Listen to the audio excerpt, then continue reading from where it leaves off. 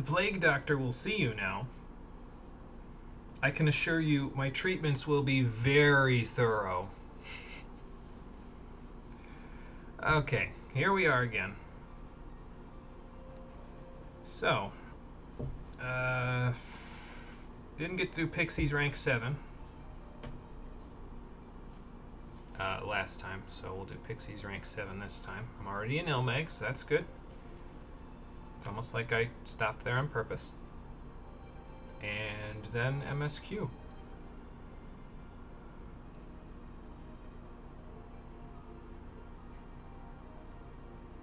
I think including today's stream, it'll take a total of 6 more streams to finish this up. So, and by finish this up, I mean finish up the 5.0 story. We aren't even nearly done with the whole game yet. We'll still, after that, have like 12 streams worth of patch content to do, but we're getting there. That's the point. We're getting there. Won't be long now.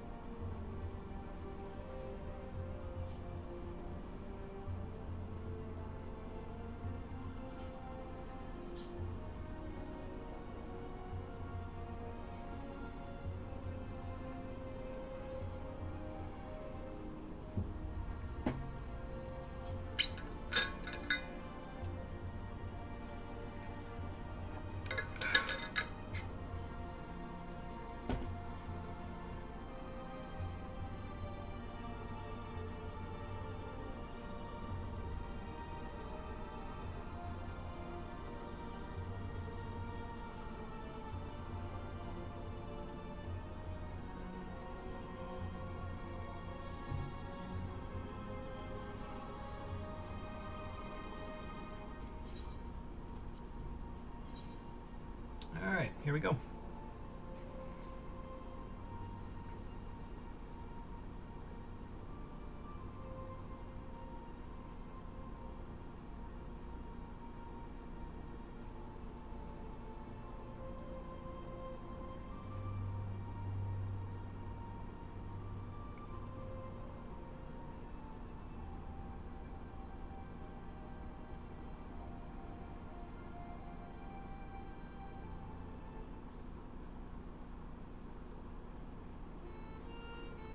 Okay, so just about time to head back to Calusia, take care of the final Light Warden.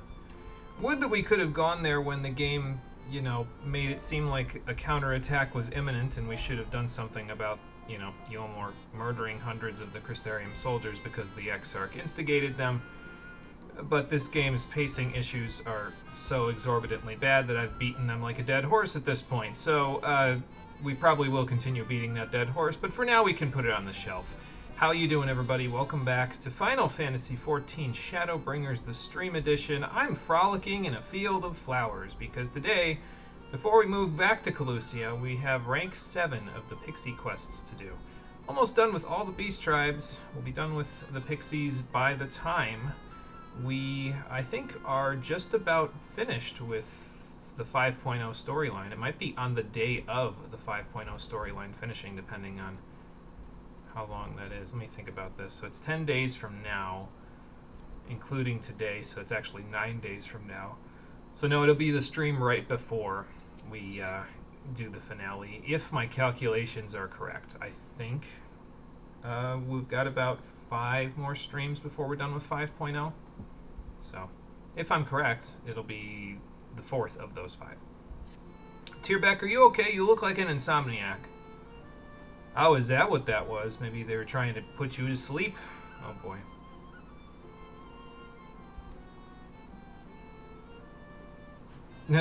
I'm so mortified by the idea of you suck, that I just can't fall asleep.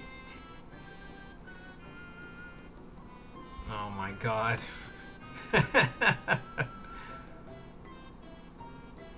Probably also a good idea, yeah, because if Onlad's been wreaking havoc on Tierbeck, then Onlad might be deciding to wreak havoc inside of Limag. So let's go see what's going on in there. No, it looks pretty normal. For now. Where is the... Oh, all the way over on the top of the peninsula. Alright. I'll cross with the bridge. I could just cross by Shikuchiing if I was on Ninja, but I think if I remember right, they sink you down to 70 for this next quest. Like for the instance that's in this quest, because of course there's another instance in this quest. And because of the fact that they sink you down to 70, if I was on Ninja, I'd accidentally be doing the 80 rotation, and I don't want to do that. I'll just do it on Summoner, where the rotation is the same no matter what level I'm at. Basically. Hey kid, how you feeling? Yeah, well, turns out you were right.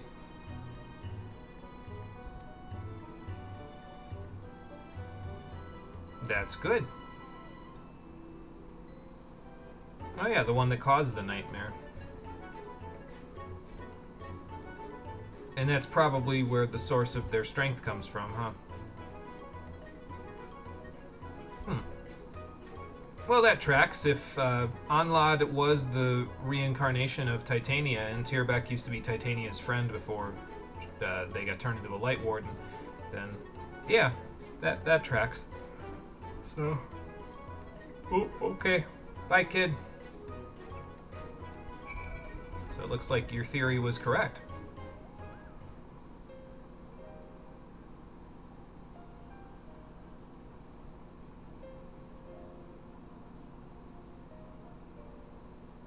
Well, that's probably for the best, because it's probably the only way. Like, friendship triumphs again is usually how this all goes, so it's probably the only way to keep them from destroying Limeg. Well, fair enough. No, I don't think you're being strange, so... Eccentric or no, we're with you, or wouldn't dream of abandoning you. Both of these are good. I think I have to go with the pun option because I know myself too well.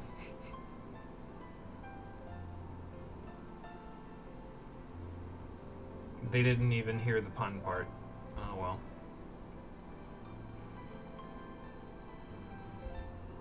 So... So Onlad probably made the 5th then. So how do we figure out... Well...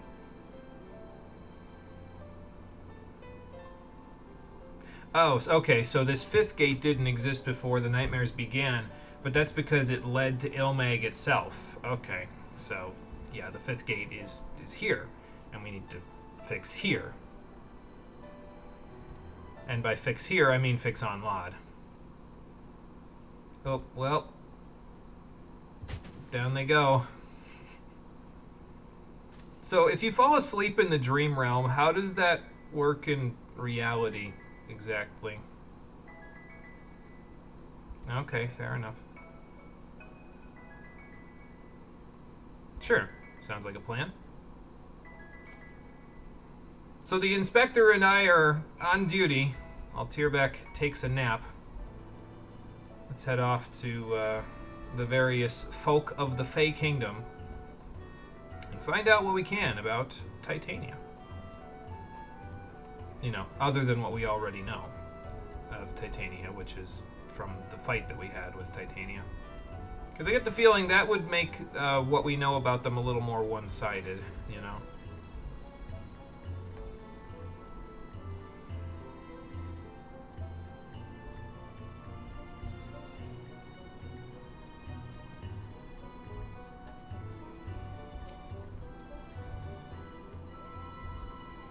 Okay, Thonsul, take me out.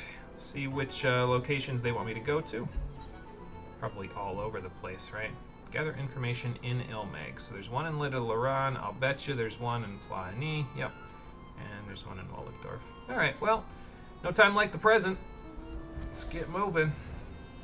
I'll probably just teleport around. We've got a bunch of Aetheryte tickets anyway, so it's not really a huge deal. Oh, look, it's that pixie that I was sitting right next to before.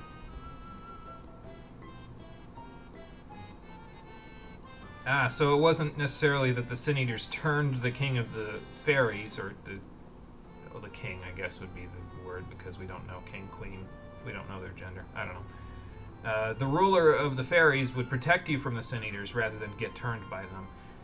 Probably by absorbing all of the Sin Eater ether themselves and turning into one, but, you know. Oh, okay. Rollicking in Dreams sounds about right. Well, you'll have to take that one up with Tierbeck and also with Feo Ul, because I'm sure both of them will have something to say about that. So, alright, off to Plaini. And then I might just fly to Volkdorf. It's probably closer than waiting out another loading screen. Although my loading screens are pretty quick now, so maybe it isn't, but I'll probably just fly there anyway. So I can show you the hole. What's the hole? You'll find out in a moment. Oop.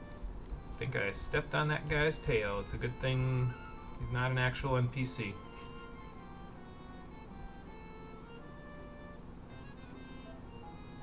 Okay. Well, that makes sense. Tierbeck said that they have memories of the old Titania, so...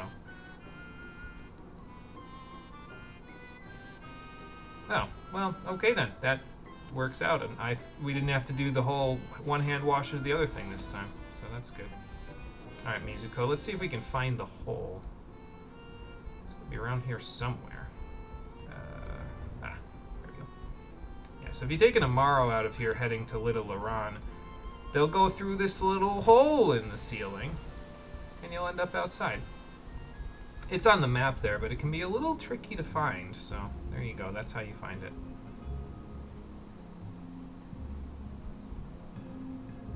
And I wonder if I should just take an Amaro back to Little Laran, because then we can listen to almost the entire theme. Actually, I don't know if that's true, considering we kind of cut off a little bit of the spot by going... Like, if we go from here, it'll go straight, like, from Plaini. The Amaro's up here.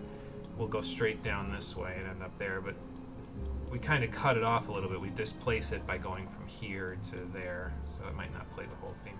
I might just teleport back. Well, good. What do you know?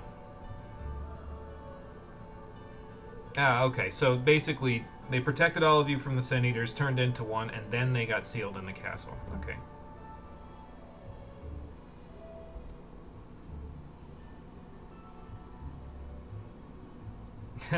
I mean, I wish I had gotten that advice earlier, but I'm already at rank 7 with them at this point, so it's pretty much my own fault.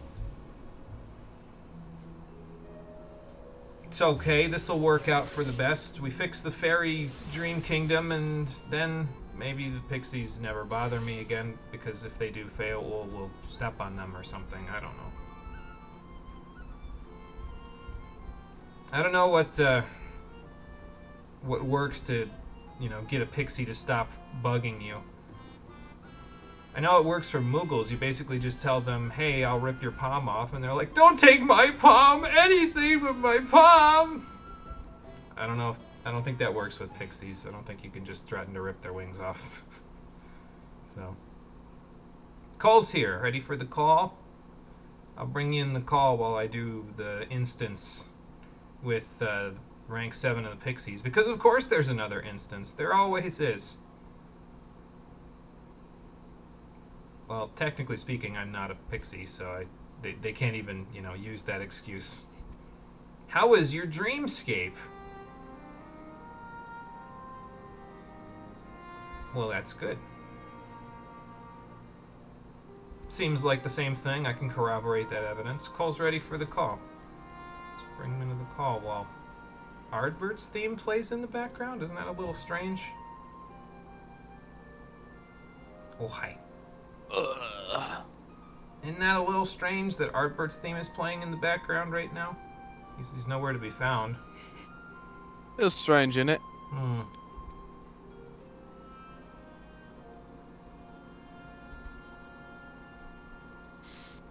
Fuck.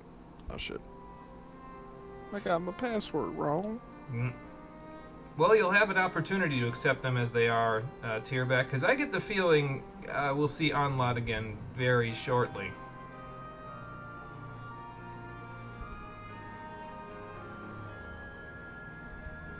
They're one of us.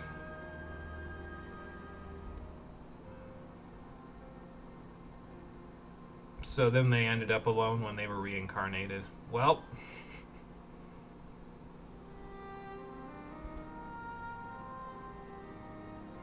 we will beat the door down and be like, we're here to talk about your car's extended warranty.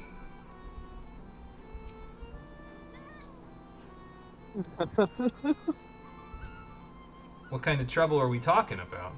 Oh, so Onlad's trying to destroy Limeg. That's just great.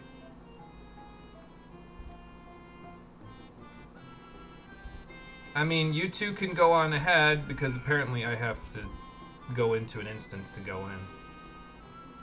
Yeah, but that was always no guarantee, Thonsul. You literally told me the first time I went into Limeg I may never have dreams again in my life, and I still went in, so it's a little late for that. Off we go. Yeah, they sink you down to 70 for this one, so... lots of Bahamut. Also, it looks like the town from Persona 4 in December in here.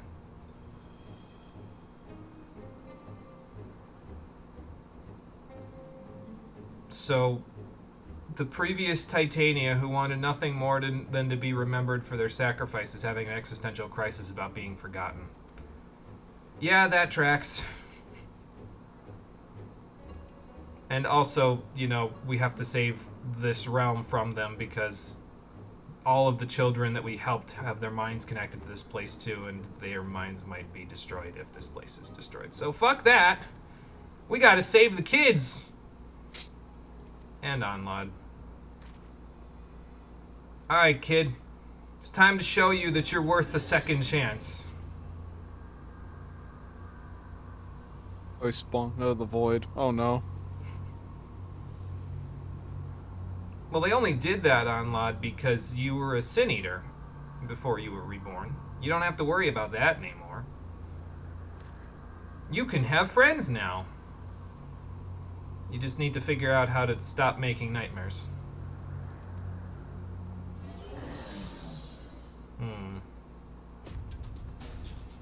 Alright, kid. If you won't take the second chance when I put my hand out to give it to you, then you'll take it by force!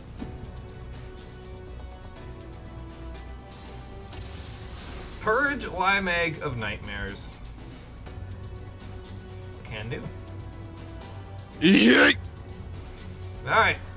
Tierbeck, Ezel, Carbuncle, let's do this. Let's go find these nightmares and send them to the Shadow Realm. Maybe they'll come back as, self-actualized Void Scent at that point. Because it's obvious that all of this is happening because of Void Sense. I mean, take a look at the, whatchamacallit, the area around here. It's all dark ether. Also, I walked in the wrong direction because here's a clouded dream. And it's invincible until we suck. So command Ezel to suck.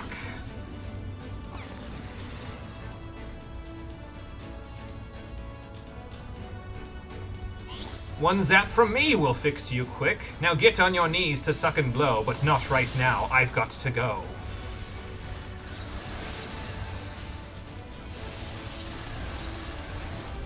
And by I've got to go, I mean you've got to go. Bahamut!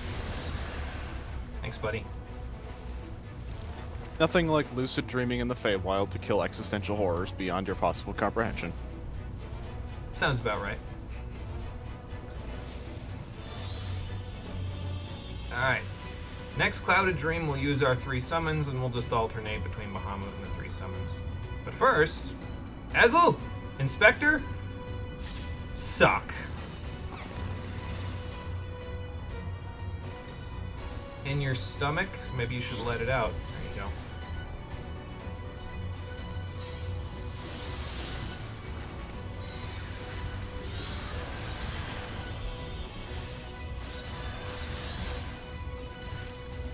Yeah, maybe I should get a shield up and then get tight now. Maybe just a tiny bit.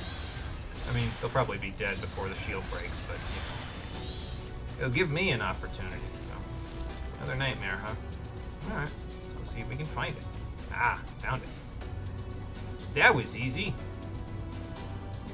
Yes, you will, Inspector. Go ahead and suck. Whenever you're ready. There you go. Damn, he got snapshotted as bad as Eos and Selene in Shadowbringers. And you know it's bad when you've got a problem like that. A little unfortunate.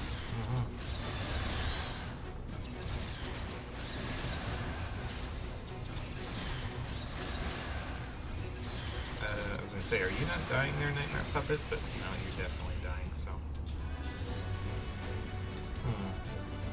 Oh, there they are. After them. Is it a little weird that the Pixie is able to use dark ether magics? Because normally they'd either be using light ether Given or how bright neutral the ether. everything is in this expansion, dark think- ether's like a weird, like unique thing that just happens. I think I understand why, but my theory will have to wait because for now it's time to suck. Sock. That's a big ass cloud. Sure is. Oh, it's because it's the lion thing. Well, let's give him a dressing down with a witch and a wardrobe. By that I mean Bahamut. Unconscious immolation. That's a Okay, fun that's a one. cool name for an ability, I don't care. That's a fun one.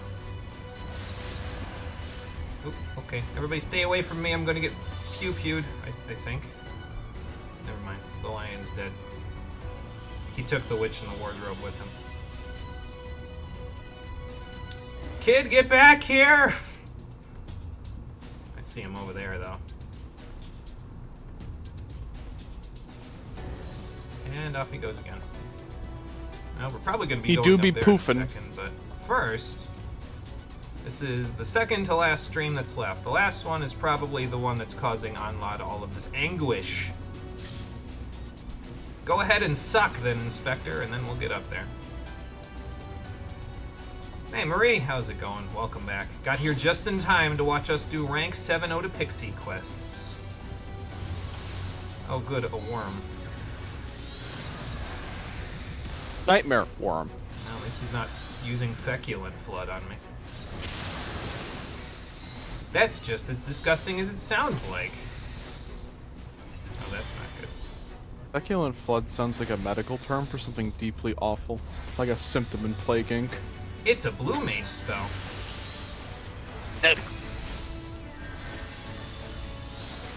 Where you throw a wave of shit at people. Disgusting.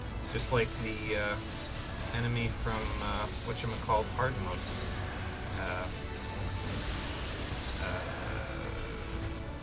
I forget what it is. One of the hard modes has a final boss that's basically shit, and he throws shit at you, and it's a blue mage spell.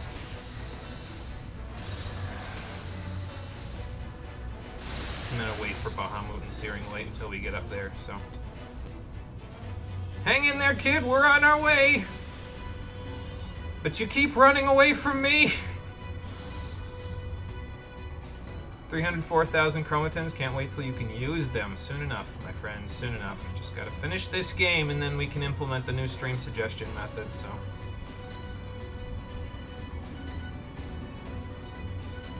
Well, kid, that is a nihilistic nightmare that you should not be having. You are too young for that, so let's suck it right out of you. Well, that sounds about right, Inspector, because this is probably the worst of the nightmares. Alright, so you're back. Do your thing. Carbuncle and I will handle this.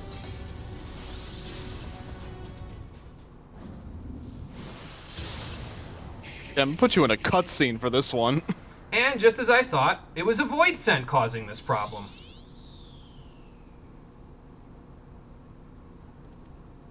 You got friends now, kid. I don't think you can hear us. Let the hate take hold of you. Oh, it's Destrudo. Alright, Destrudo, you're a disgrace to the void scent that have self-actualized from the 13th. So for their sake and for Onlad's, I will destroy you!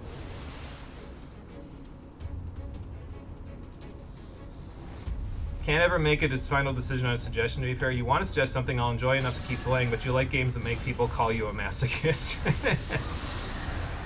Well, we'll see which one you choose soon enough. In the meantime, Bahamut! Sorry, I have to say that every time. It's like saying Persona when you summon a Persona. Which, incidentally, Summoner is kind of the Persona class anyway. You have 304k of those chromatins? I only have 50k. Damn, right? Chill. Dread Gates. I'm a moderator and I only have 50k. Of course they dread gazed in the middle of the only part of it where I have to stand still and cast. Oh well. Wake in Nightmare. Please stop. I'll put up a shield. Those look like void gates, actually. Okay, I'll take this one. A protective, more like a protective trifold, but, you know. Terror Knight. Wish I could give everybody Searing Light, but that's 60 seconds from now. Somnambulism. I probably said that wrong. Right face. Oh, I got this one. Hold on. Ezreal, get out of my way. There. So just face towards the wall, because the wall in this one doesn't kill you. So just basically put whatever direction you're going to be going towards the wall, and then you'll be fine. Nightmare Burst. Not if I can help it.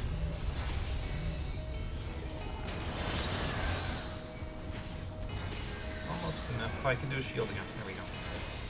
Let's do it real quick before we finish this up. Let's go, Garuda. How about you wake into this?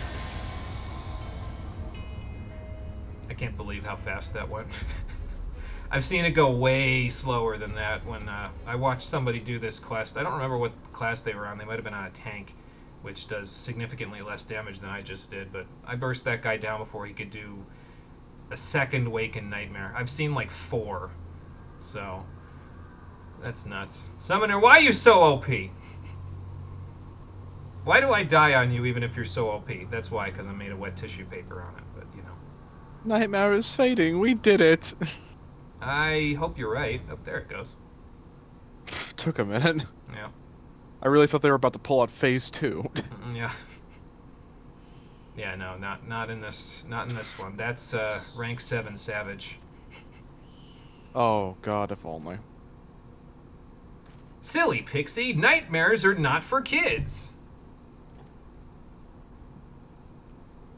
Marie thinks that she would not have a fun Persona or stand, but she has better. She has you, so no worries about that. Yeah, there you go. You're a lot more fun. Also, Cole, probably one of the most dedicated viewers of this stream, can watch the overwhelming majority of them. You're like a crack addict. I actually did say the tricks thing, yes. I had to adapt it a little bit, but you know. You had a waking nightmare. We fixed it, though. You got better. All thanks to the plague doctor over here, except played Bringer, so I feel like I just did the opposite of what I'm supposed to do. Excuse me.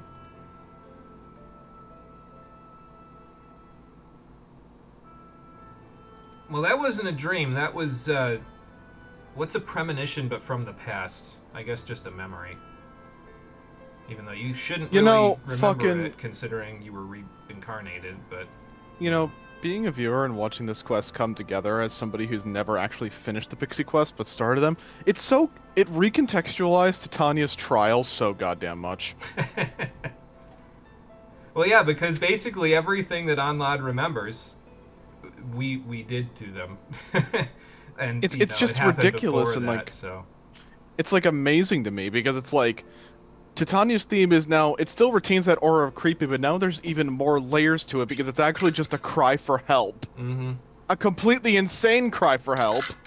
But a cry nonetheless. Also, they let you lampshade that by saying, you know, it was harder to kill you the first time. It's an option. It's right here. But you did well, Anlad. I feel like seeing that option after doing Titania EX made a lot of people laugh. Probably. Because this quest didn't come out, the quest line didn't come out until after Titania EX was a thing, so... Like, was current content. That was what you said, it was harder the first time? Yeah, but I said, you did okay. They didn't disappear through their nihilistic nightmare that the Void Scent gave to them, so... We'll just, you know, give them a little boost. Thou needst but to have faith. Let's just hope Ezel doesn't get heartburn from all this nightmare snorting. Bad for the soul. I don't think I can feed Ezel papaya enzyme. I'm mad, by the way, speaking of papaya enzyme. They stopped selling the one brand that I used to use that used to help a lot, and the ones that I bought as a substitute are basically like these really brittle ones that have essentially just given me gas instead of, like, helping. Like, basically it just makes air bubbles pop up from my stomach rather than actually helping my stomach settle. So I stopped taking them. Walk tall, my friend. You've conquered your nightmare.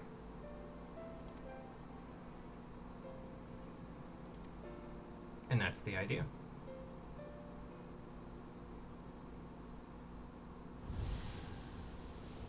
Ah, good. Destrudo's hold on this realm is gone.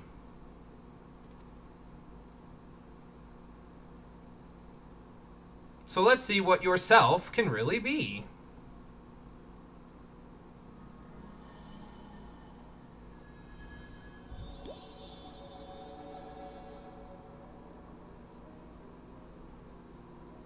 I think that's the last of the dream bubbles, so when do these things pop and turn into something ridiculous? Then go dance, kid. You deserve it.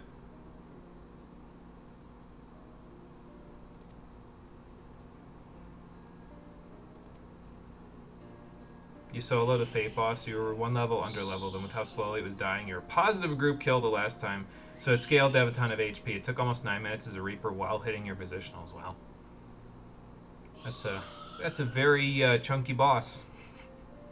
Chunky. Ow.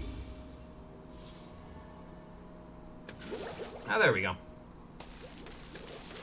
It's like Onlad pops the bubbles, it just turns into a nightmare again. Ha, tricked you! No, they're not doing that. Onlad is growing a tree. Or a lot of trees, as it turns out, and a fountain. Now it looks like the Feywild. Yeah, I mean, it was missing a few things before, but now, anyone who wants to visit Ilmeg can do so in their dreams.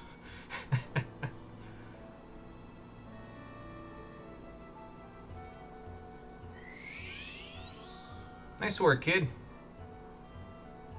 Use that second chance well.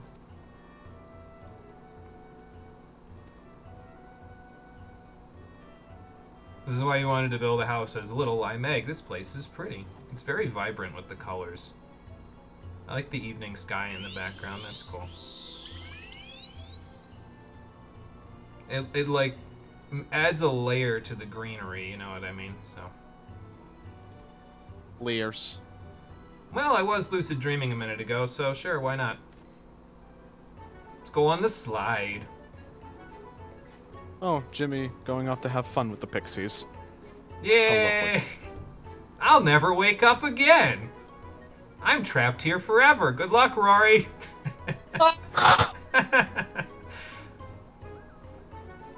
It was at this point that Rory woke up from her nightmare.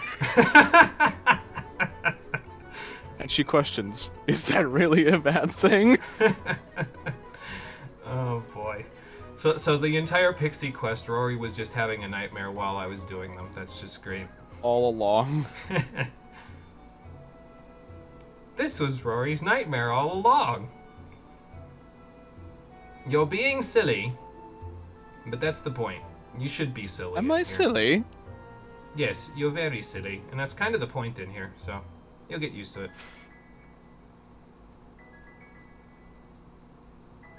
Well, that's good. Good to hear. I appreciate that, because we've come a long way, so I'm glad to see this finally, you know. Yeah, no, that, you're gonna have to talk to Feaul about that one. That's not an option. And I'll have to tell you why outside. Remember, you're not the Titania anymore, Onlad, so you don't have the final say for these things.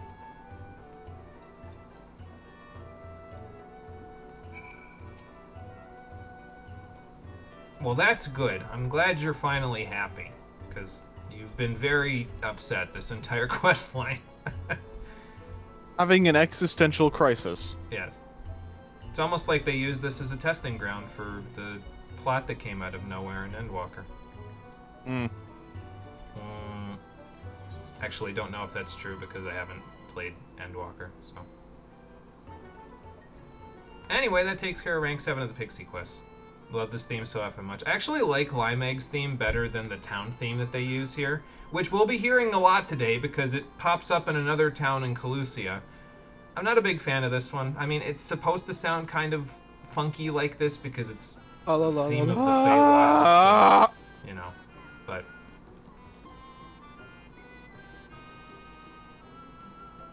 Okay, so we've still got a little bit of work ahead of us because there's one more rank that I have to fill out. But we'll do that on our own time, and we'll probably be done with that. So basically 9 days from now, I'll be able to do rank 8 of the Pixies.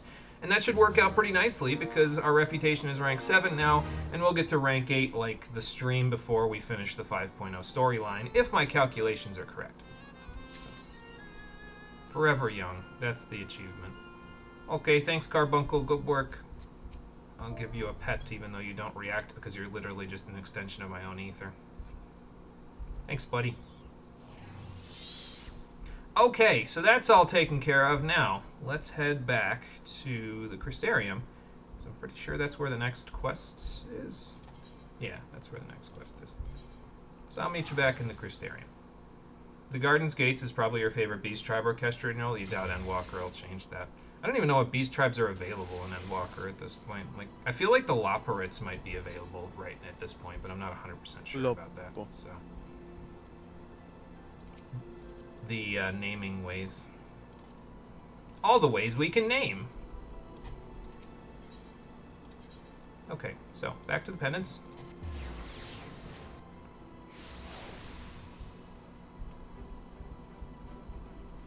Wait, if Carbuncle's an extension of your own ether, then Tataru got screwed in Post-Rome Reborn. I forget, but I know her Carbuncle wasn't exactly helpful in the Four Lords quest, but did she use it before that? Because I don't remember that if she did. So. You believe in me? Are you going to play a magic DPS? Is that why you're saying that? No. Oh, okay. Return to Yulmore. Valthri, stop looking at me like that. So, I will rip your face off. I need to understand why they chose one of the options here to be sausage when Valthri's looking at me like that. Like, that's just asking for trouble. Oh, she tried to join the Arcanist Guild and she didn't pass the entry trial. Oh my god, Tataru. Her Carbuncle abandoned her. I forgot about that. God damn it. That sucks. Sorry, Tataru. Sorry, Tataru. Tataru always gets the short end of the stick. Literally. I Most think, powerful member of the Scions. I think if that, she like, could actually find a settlement thing. Don't they, like, fix that a little bit after Endwalker, though? Doesn't she have, like, a steady job or something now? Correct. Okay. That's not ominous at all. Let's go to the Ocular. I wonder if I should take the Plague Doctor mask off. I'll just play Ninja for a little bit, because I'm going to play Summoner in... So there's a dungeon and a trial at the end of Calusia, so I'm going to play Dark Knight for the dungeon, because we haven't played Dark Knight in a while. And I'm going to play Summoner for the trial. So, there you go. Because we haven't played Summoner in new content at all, I don't think, other than, like, you know, wandering around using it. So, didn't use it in actual instanced content. Well, outside of duties. You know what I mean. Okay, gang's all here. Even Emmett is earlier than me today. That's great. There you are. May I assume you've had your fill of rest? I have not. I quite literally had to jump back into the rift to fight in a tournament of power. But I'm here anyway. That is well. Now that we are all present, let us speak of our plan. So, is this the plan that we should have done literally right after Yolmor counterattacked us? Because I'm pretty sure that's what this is Thus about far, to we be. have vanquished 4 lightnings, restoring night to much of Norvrand. Only one remains, that of Calusia. And with Reen to guide us, I am certain we will find it. I literally don't understand how these people are so fucking stupid. Like, how could you not know that Va3... Like, did you see the picture at the beginning of this quest, everybody else? No, because they can't see the quest If we can names. just take care of But this one last warden, we'll rob the Sin Eaters of their final foothold and drive them out of Norvrant once and for all. Well, I don't know if you can drive them out of Norvrant in theory or in practice, Alice, because if you drive them out of Norvrant, they'll go to the Empty, and they'll get stronger, and then they'll come back, so... I think we just have to eradicate all of them. For the people to rebuild their world. In short, a prize worth fighting for. And in thus delivering the first from destruction, so too shall we unsow the seeds of the 8th umbral calamity. Until we get back and find out Estinian and Gaius failed in their mission to destroy the Black Rose factories, then we're all screwed. Do you hear? Your dreamed of rejoining is in jeopardy. Are you sure you're not tempted to intervene? He's been sapped of his will to fight by all the overwhelming light around here. Sin Eaters is tantamount to saving the world. It is not.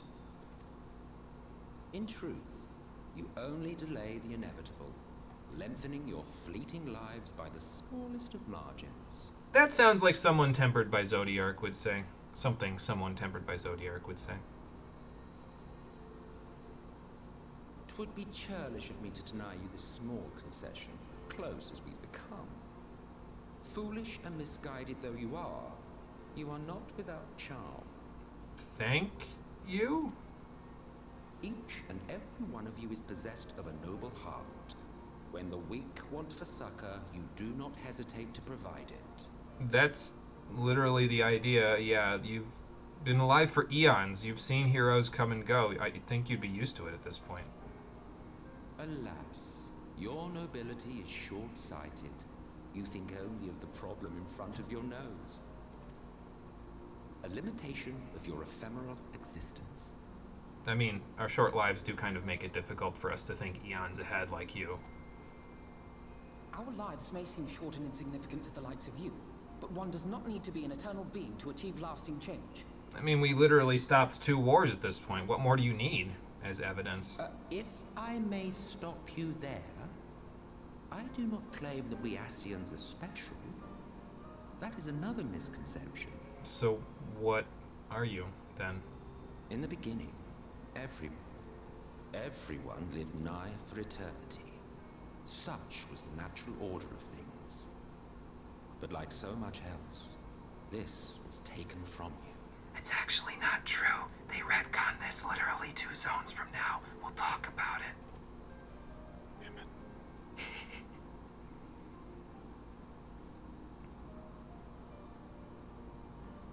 When he says everyone, he's only referring to a very specific group of people. You won't object if I borrow your plaything. Jimmy, do you just every single cutscene you just roast this game when it comes to the main story? Have you gotten through a cutscene without saying some kind of criticism since the expansion started? I'd have to think about that one. Was one and whole. That's sad. Yeah, I know. It's okay, we're almost done. Well, we're past the halfway point anyway. Look, this story has really easy holes to poke in it. I mean, you're not wrong. I don't even have to try. It began without. And what was that great calamity? The very laws of the star were warped and broken, and chaos swiftly spread throughout the land. Uh-huh. So you... Faced with annihilation, we sought to imbue the star with its own will. Thus was Zodiac born, and by his power was order restored. So you guys lived for an eternity and had the power of gods and demigods at your disposal, and you didn't see this coming somehow? I mean, I guess hubris is a thing. Ere long, however, thankless fools began to fear that Zodiac's might was too great, and so they conjured another to keep him in check.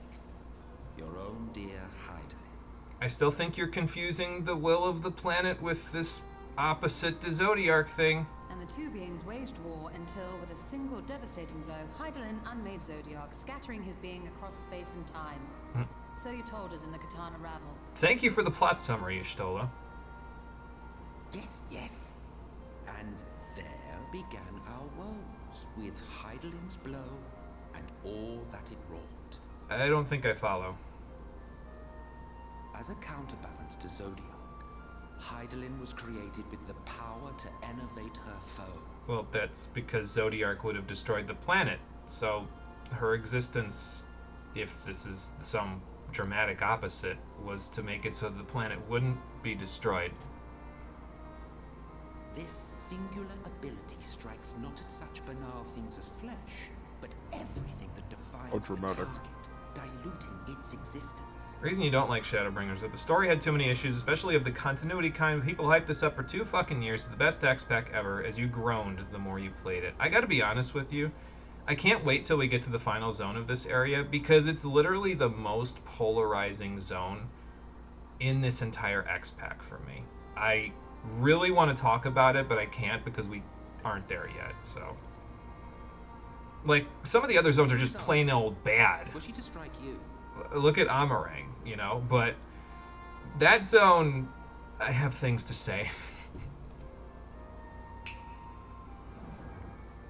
Oh.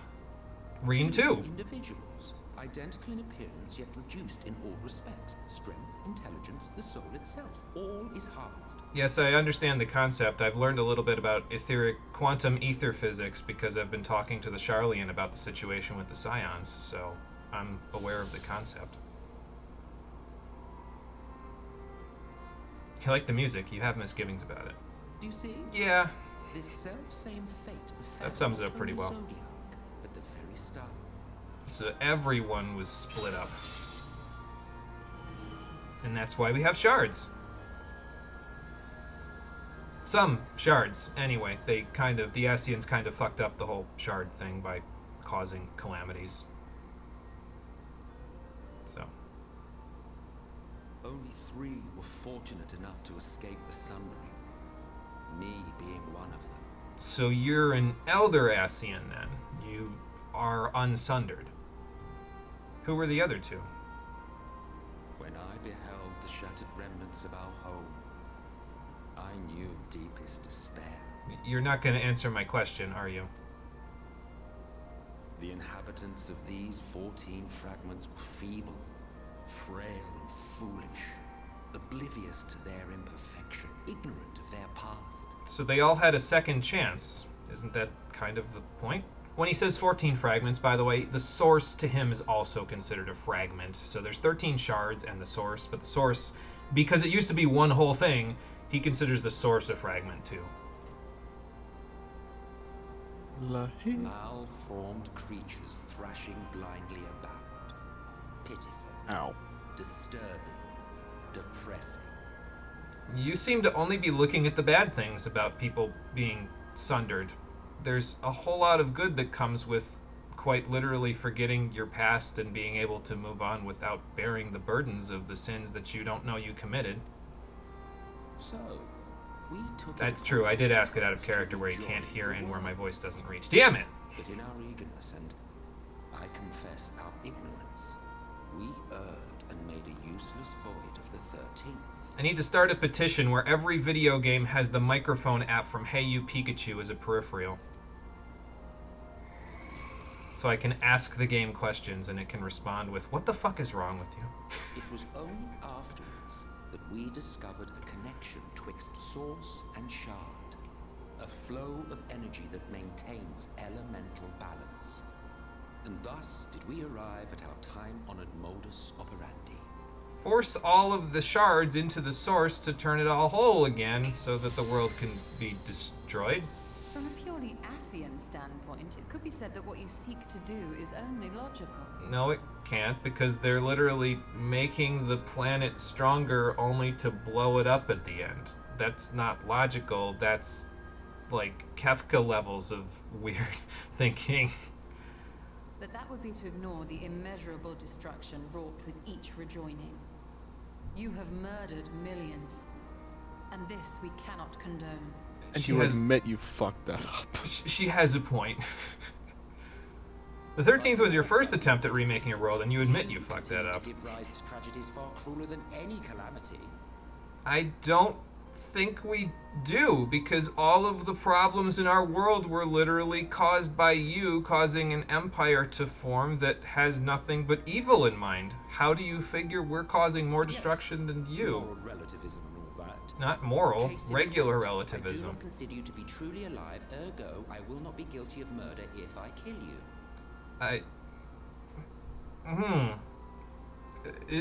Okay, you know what? Okay, I have thoughts about that line.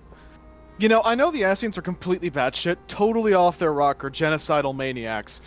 But that line right there is where I realized that that I loved Emmett, like, as a character. And it's only got reinforced there, because he's the first one to actually just come out and say it while the rest of the Asians were veiling it in fucking virtue and bullshit. He just says it. He just says it. No, I don't give a fuck. You're like ants to me. I'll step on you if I want. Alright. Well... So if we kill you, are we morally justified by your standards? Like, what if the ants bite back? Don't look at me like that. You, for whom I have only the highest expectations. Why do you have the highest... A vaunted hero of the Source, 7 times rejoined. I wasn't around for the first 7, though. Like, I literally wasn't there. Long have I awaited one who might brave a path of lesser tragedy. A resilient soul able to endure the necessary pain. I dare to hope that my wait is over.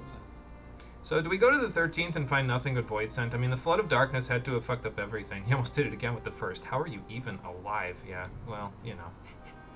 I assume that the 13th is, like, very similar to what we saw in the World of Darkness raid.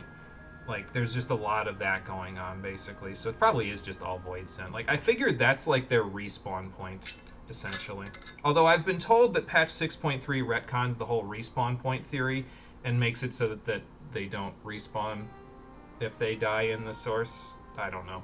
I'm not playing 6.3, so the respawn point theory still stands for me. So, finish your task and slay the Light Warden. Make proof of your usefulness, and then we may speak again. Okay. Yes, Your Highness. Will there be anything else?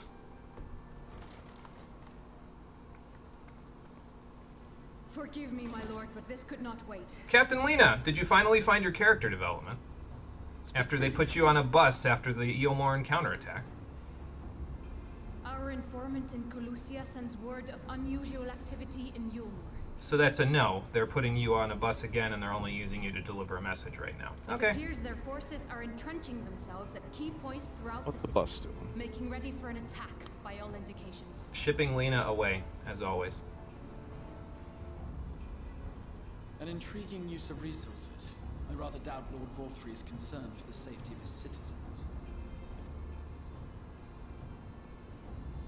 You think he's harboring the Light Warden inside the city walls? Even if he does have some means of controlling the Seers, wouldn't that be You wouldn't know you're on 6.0. You know, Cole has enjoyed some of the tweets you've sent since 6.3 dropped.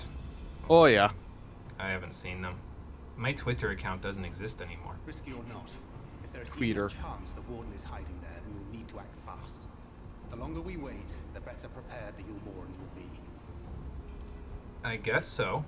If they have any army left. Agreed. See to your preparations then and make for Calusia. And actually, at the point This where hunt will be the last. you finish Let us see it through Amarang, to the end. you actually can't go to Yule. Well, you can go to Yulmore, but from that point on, the Aetherites inside of Yulmore itself no longer work. So, like, if you need to go into the city, you're blocked by not an invisible plot wall. There's a guard standing in the door that you can't slip past, and none of the Aetherites let you get in. So, I know because I went back there for something and couldn't get in. So, We should begin by assembling in Right. There we may assess the situation in Yulmore and decide how best to proceed.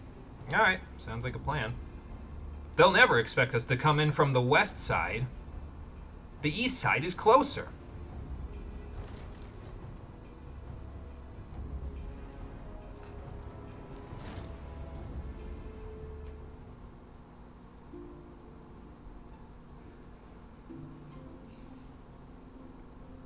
Captain, I hope you find your character development at some point.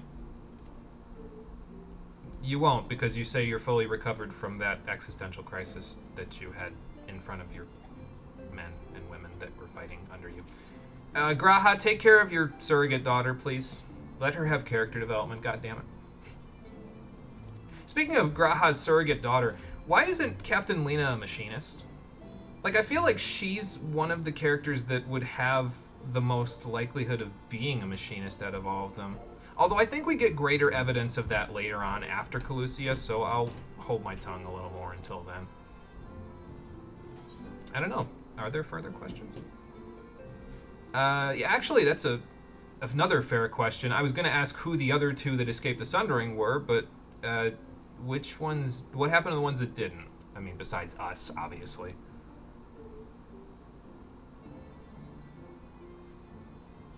Oh, well, that seems like a bullshit pulled from your ass magical power.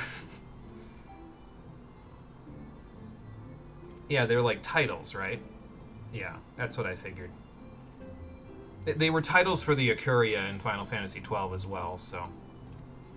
Although, at this point... Well, anyway. I won't worry about that. We'll just keep going. Changings of the Guard, huh? So, you guys are doing what monarchies do, where you basically, like, selectively breed each other, and, like, aren't you gonna run out of people eventually?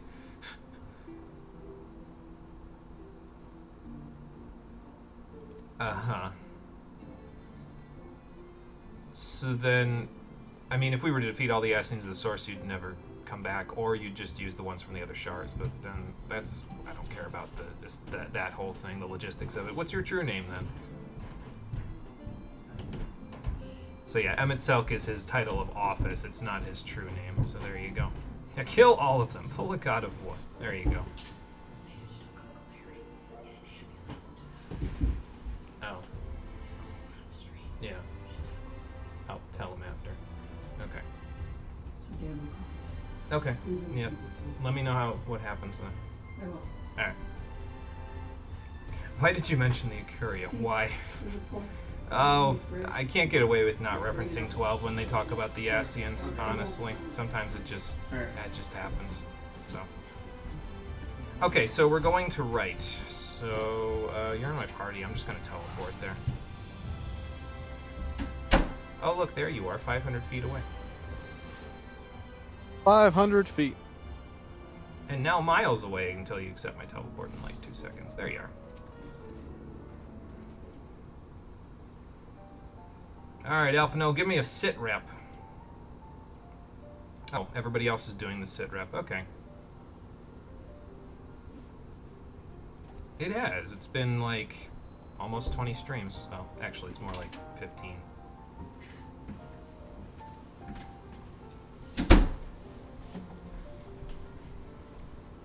And what was the answer you found? That he's the final Light Warden? Because if it's anything else, then you're not thinking this all the way through, Alphino.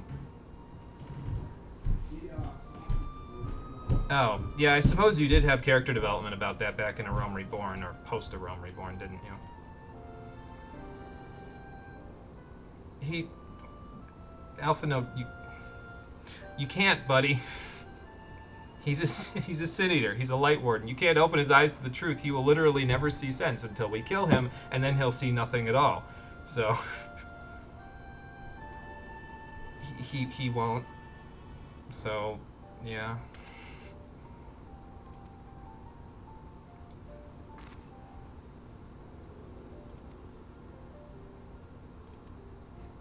Like I continue to be flabbergasted at the fact that we still don't know he's a Light Warden. How else would he be able to command the Sin Eaters? Like, that's what... They literally called the Light Wardens the commanders of the Sin Eaters when we were first introduced to them before Holminster. So, like... What? Anyway. Sure, sounds like a plan.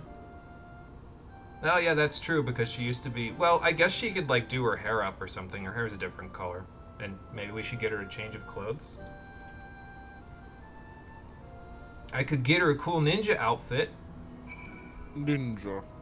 I guess not. Anyway, we gotta go, Oh, okay.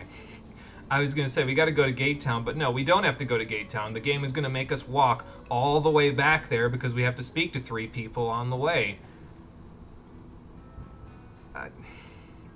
Alright. Sure.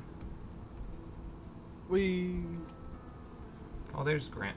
Is that the guy from the tank real quick? You know what? I'm gonna ignore him or else I'll probably break reality. Did you Reality is tearing apart. Yeah. Did you take the long route around the rock? Yeah. Because I took the south route, so to try to get away from took the all the north route. monsters. Well, at least we somebody can right say here. we covered our grounds this way. Covered our bases, rather. Excuse me.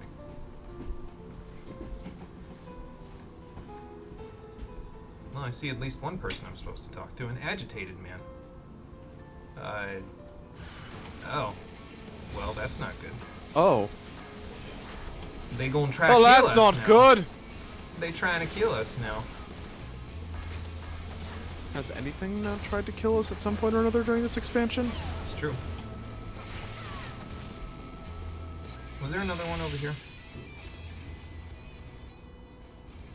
Like another person? That was an awfully interesting conversation I had. Which one? Oh, with this It kid? said, "Speak to the residents of Gate Town." I guess we speak with our fists. Yeah, well, sometimes that's the only way. Alright, I got the second one that you got on the north route. Now I just gotta catch up to you. Found the last one.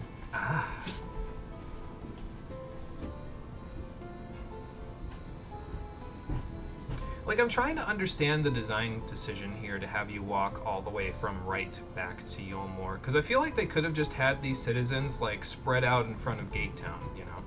And then we could have just taken an Amaro over there, so you could actually have an excuse to use the Amaro travel system in this game, because the game sure doesn't give you excuses most of the time.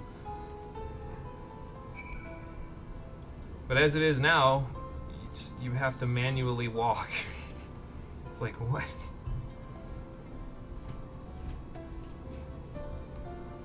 I don't think I get it. Anyway. Yeah, turn around there, little Tragapan. Well, you turned around, but towards me.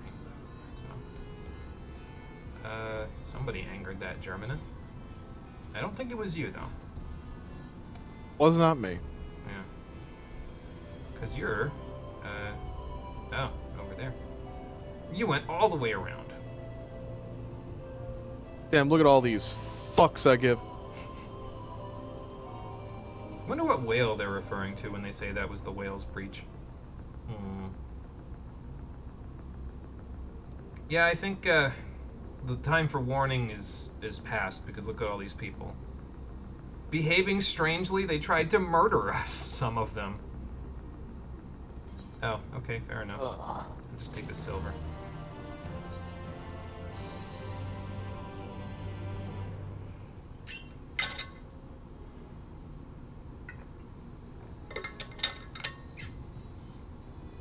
Hello? Anybody in there? Strange. Passing strange. You think he we're mind at this controlled part. them all? By their behavior, we may safely assume that they are under Vorthry's mind control. But isn't he only able to mind control, like, Sin Eaters and command them? So does that mean these people are going to turn? The extent of the effect seemeth to vary dramatically between subjects. I wonder why. It is far too pronounced to be attributed simply to the vagaries of innate magical resistance. It must be something else. Oh boy, we're getting to this part. Maybe it was something they ate. Curiouser and curiouser. We met with no trouble en route. My thanks for securing the way. You're welcome. I could keep your hands clean of blood. It's probably for the best. Rain doesn't deserve that. But given the state of the townsfolk, I see we were never in any danger of being recognized. Not if they keep having their eyes glaze over like this. The question now is why. What can you tell us from here?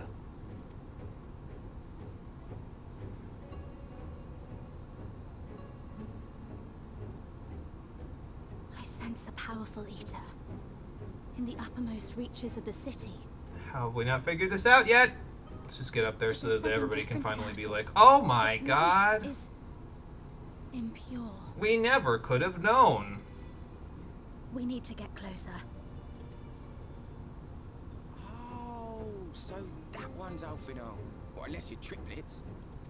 I know that voice. It's Kaishir. I guess Alice brought him with her for some What are you doing here? reason.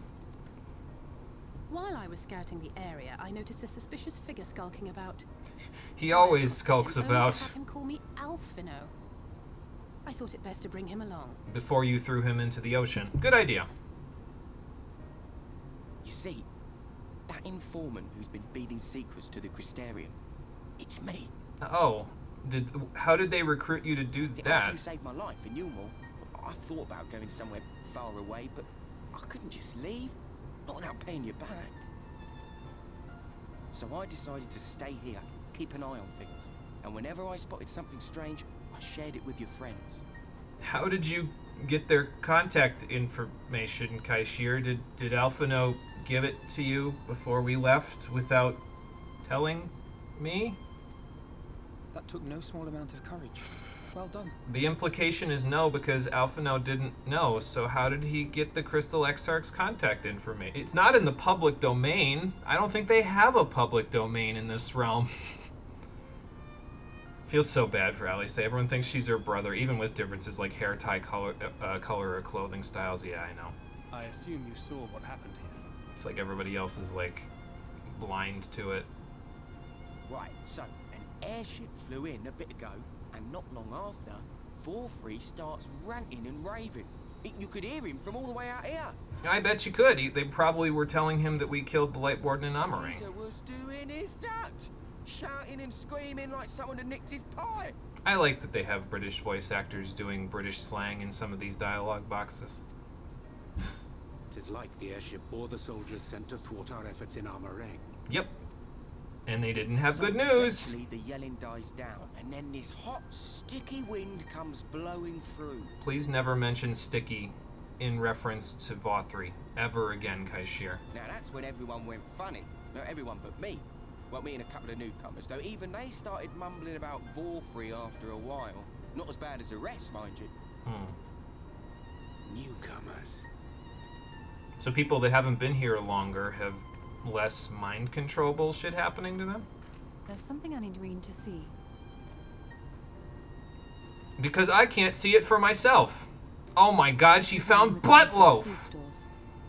Don't eat it. It's butt loaf. Oh, that's just meal. You almost doles this stuff out. Yeah, it's their go-to food source, even though it looks like a butt! No, it couldn't be. And now for the elephant in the room. Here we go! I know what it is. And you're trying not to throw up because of it, huh? It's Sin Eater. Meal is made out of Sin Eater. So that's why Vothri can mind control people, because they've been eating chunks of his flesh this entire time. Soylent Green is people! Gross. I hope you didn't eat any, Kaishir. So it is. Ishtola, throw that away, and then wash your hands thoroughly. In limited quantities, it may have little effect on an average individual. No, don't put it away! If you were to consume it regularly, over a period of several years, I suspect it would do far, far more than merely nourish the body. Might not even take years. Some of these people have only been here for a few weeks.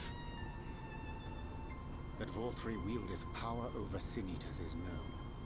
Could it be that those who partake of their flesh do thereby render themselves susceptible to his influence? They're not eating Sin Eater, like regular Sin Eater flesh specifically, Urianger. That is Vothri colored. They're eating his flesh.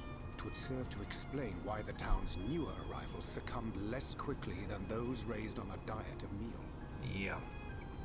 He's been rounding up Sin Eaters and feeding them to people. No. Altering them mouthful by mouthful, all to stop them answering back. Yes, but also no to the first part. He hasn't been rounding up Sin Eaters and feeding them to people. It's flesh colored. Out of all the Sin Eaters that we have seen, Ali, say which one is the only one that has flesh? It's Vothri's fucking fat, dude. Blah! Kind of like yourself and your sister. We have very different word choices, mannerisms, etc. Yet people cannot tell when she's speaking versus when you're speaking. It's not hard. Great, now you're related to Ali, say. Yeah, you have to connect the dots there because the game doesn't explain the ascension thing. It still hasn't directly said it, but it's heavily implied that people ascend by being turned and then turned into meal. Remember how no one explained ascension? Yeah, and you could come to that conclusion too. My conclusion that I came to originally was that Vothri's been just kind of taking chunks out of his blob and throwing them at people and saying, "Hey, meal! Senzu bean!" So, it could be either or. Out there killing themselves to escape turning. This is unforgivable. An atrocity. Probably closer to your explanation, though, based on the way that my friends are reacting to it, though. These Sin Eaters. What if they are not simply rounded up? What if they were people? Do you remember what we were told when first we came to the city? Yeah, you can ascend if you Many behave. enter, but none leave. Because they grind them up in their meat grinders. Who knew we'd be referencing the plot of A Dog's Life on this stream? Oh, for fuck's sake. I can't believe I got to reference A Dog's Life on this stream. Let us put an end to it. To this paradise built upon the bones of the poor. Yeah, that's probably a good idea. Deeds are beyond justification, beyond forgiveness. Evil. Now, aren't you glad that you didn't ever get to this point, Alphino? It's highly probable that the Light Warden is waiting for us somewhere in there, and I'm all for going after it. Okay, how have we not connected the dots yet? But our enemies know our faces. I need to stop asking this. We They need to know just that we get are there. coming, and they will not let us through without a fight. Like it or not, the time for stealth is past. So that also means that the time for talking is over. It's time to press buttons. Now, my friend. I love that line. That's why I if keep you'll be so referencing good as it. to lead the charge. Sounds like a plan. I usually do, so in we I go. love how the party of the Scions collectively realizes, hey yo, Mule is not only people, but all the people that Vothri deems to be useless turns into Sin Eaters and then grinds them up into Mule to then continue down the process to keep people fucking loyal to him. Yep. And the party's just like, you know what? Fuck the Yulmoran army. Let's just kick the front door down. Yeah, I mean, I'm kind of with them on that one. Literally just like, yeah, we don't give a shit he has an army. We don't care that they fought the Crystarian force to a standstill. Run these hands! Pretty much. Also, I disbanded party so we could do the instance that happens right after Fair the enough. cutscene, so. I'm already in the instance. Oh, okay, good. I feel like it can't be his because how would he generate so much meal so fast? Yulmor doles it out constantly. I mean, the man eats like crazy. So I just kind of figured it was like, oh, passive regeneration. I don't know. Whatever. Hey, remember those jongleurs? What happened to them? Far less than what happened to them in Final Fantasy IX, and they already are underused in Final Fantasy IX, so... Yeah, you see them in the first quest that's here. You leave Yulmore, they're never spoken of again. Then you get here and you unceremoniously murder them in this instance. But they're not the only ones! I Are don't you have ready? the energy to be angry today. Are you ready for Thancred to get cuckolded? Well, I don't have the energy to be mad about this today. That's not the correct word, actually. My word, that is. Get ready for the nighttime, you bastard! It's them! The villains who would sow chaos in my perfect paradise! So, Rory, where are the satchel charges? Plant them at the base. I left them back at the Crystarium. God damn it. Listen, I wasn't expecting to storm Yulmore immediately. Yeah, I suppose our friends didn't get the hint the first time, so rule of threes and all that. You didn't play 9, you didn't finish 7, play 8, or play 9. That era of Final Fantasy eludes you. Yeah. 8 was okay. 9 was better than 8 in my opinion. 7 was better than the both of them. That's my opinion, though. 5, 6, and 7 are probably my top 3 in the series. Well, actually, probably it depends on the day, because I'll probably stick 12 in there somewhere, and 2 somewhere in there as well. He would use his own people. The 5, 6, and 7 are all really good in my eyes. So he would. This area is older than Gate Town. There are bound to be far more civilians under Vorthris control. And we'll have to kill all of them to get to him. But they do not act of their own free will, and we must not harm them. Or we can just somehow knock them out non-lethally with the same spells we use to murder people. How's that even work? Listen, I have a rule of thumb in my D&D game. Base fucking tabletop, spells are always considered lethal, but I think that's fucking stupid. If you know how to throw a fireball at somebody, you know how to throw a fireball at somebody non-lethally. Do you? Yeah. I feel like that would be a very difficult skill to acquire, because you'd have to set the temperature of the fireball to be like at a specific range where it'll like burn them, but not so severely that they'll die from it, but also not so severely that they'll take... Like, you have to have them burn severely enough for them to collapse from knockout, from KO, or from being unconscious, but not so severely that the lasting burn... I'm asking too many questions. Let's just move. No thoughts, head empty. That's how I'm supposed to approach this X-Pack, so let's approach it with no thoughts, head empty. You broke Final Fantasy VII's spine too early. You got to the raid on Midgard and you were so sick of everything. Yeah, I could see how that would be a thing if you know, bust the game over your knee the whole time. Surgical extraction with fire. That does seem like a lot of expertise, yes. I don't have Carbuncle up. I didn't even summon him before this, so I don't have that excuse. Bahamut! Like, I don't know how I'm not killing them. Like, I don't know how you could have Bahamut not kill someone. It's kind of his thing. He was the nightmare of Mericidia. Listen, Jimmy, you're the one who says that Jimmy is good at magic. Do you really honestly, truly think that Jimmy wouldn't find a way to just fucking KO somebody with fear, basically? You just throw the flare on them and it's almost completely harmless. They just collapse from being too afraid. I'm pretty sure there are some people across all of time that upon seeing a fucking primal just collapse from fear. Like me when I see a centipede. I don't know, I still feel like that might be beyond me, but I'm glad you are giving me enough credit to be able to do that. Why are there so many people?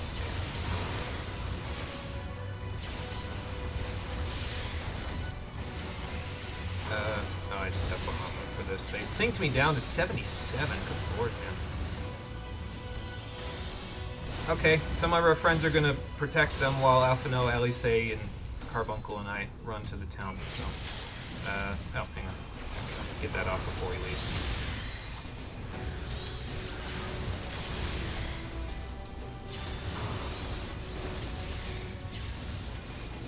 Scenario is literally someone has venomous barb deep in their body and we don't have anyone with the medical tools or skill to take it out, so we just rip it out, but that'd make shit worse. So your wife literally says we could burn it out if we're precise enough, and then proceeds to do the first, probably only, magical surgical extraction.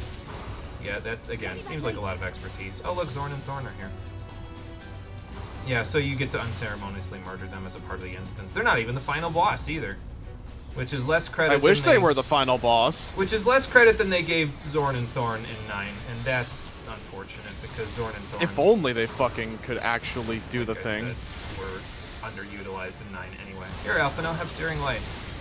If only they were the final bosses. It'd be really cool if they turned into fucking Sin Eaters. They turn into monstrous abominations in 9 as well. Like, they fuse... If they turned into, like, big-ass, like... into monstrous abominations in 9, like, beyond your comprehension. At that point in the game, you had not seen anything like them.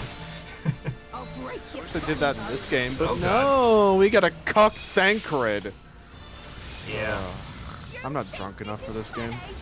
I don't think this is funny at all. I think you're a fucking stupid jester, and you need to die. Perish. She got damage up from getting pissed at me. It's a good thing that damage up is non-existent. What, having trouble pushing us back this time?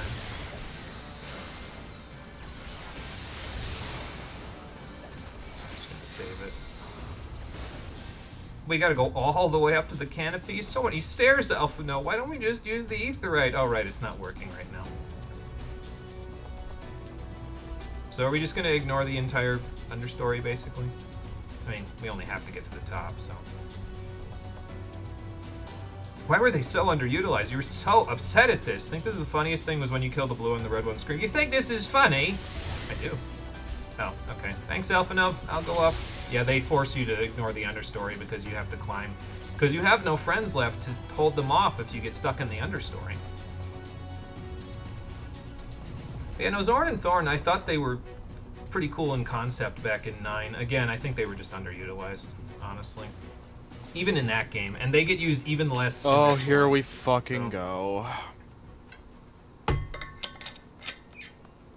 Well, the people aren't here. However, there is one guy that's here for some reason. You will find my master. How many times do we have to teach you this lesson, old man? One too many, if you ask me.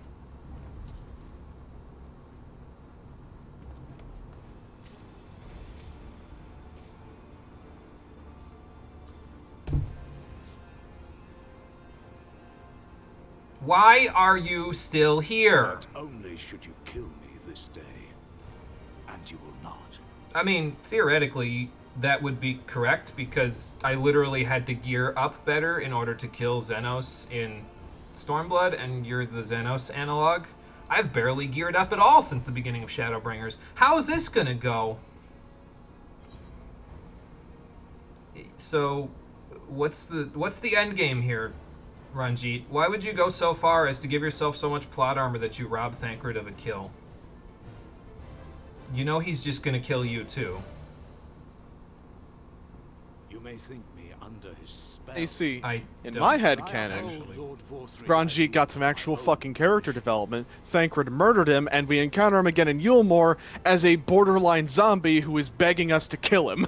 See, I kind of wish he just died Because in Vothri Amarang fucking and then... puppeted him. See, I kind of wish he just died in Amarang and never came back, and then Zorn and Thorn over there were the final boss here, and they got to turn into an amalgamation of horror like they did in 9. It would have been a good reference then. Man is an inherently flawed creature. Because, like, if they're dead set on having us kill Ranjit, like, give Thancred the actual kill on Ranjit, and then just let us mercy kill him, basically. Because he's turned into a horrible abomination beyond recompense and terrible. That would have required like him to Vothri actually... just puppeting him, like literally zombifies his corpse, and it's just like, yeah, you're gonna serve me until the end of time, until every fiber of your being is gone. That would have required You do not Ranjit get the graces of death. to have actual character development, though, so we feel bad for him when we mercy kill him, and he has not had that luxury. Listen, Marie, I write. I think I have a pretty good idea of how to write stories. So I will take that credit on the nose. The blue one literally suspected something back at level 80, only to just kill her unceremoniously at that with no payoff. Why? I know. Like I said, Zorn and Thorn in this game are horribly underutilized. They were already underutilized in 9, in my opinion. Now, this is just sad. Sounds so much better. I mean, the Dean brothers in the 8-part Fate Chain and DNA Digivolve into a Fenrir. They had the idea, they just didn't use it here. Yeah, they used it in a a fate chain. Like, that's just so...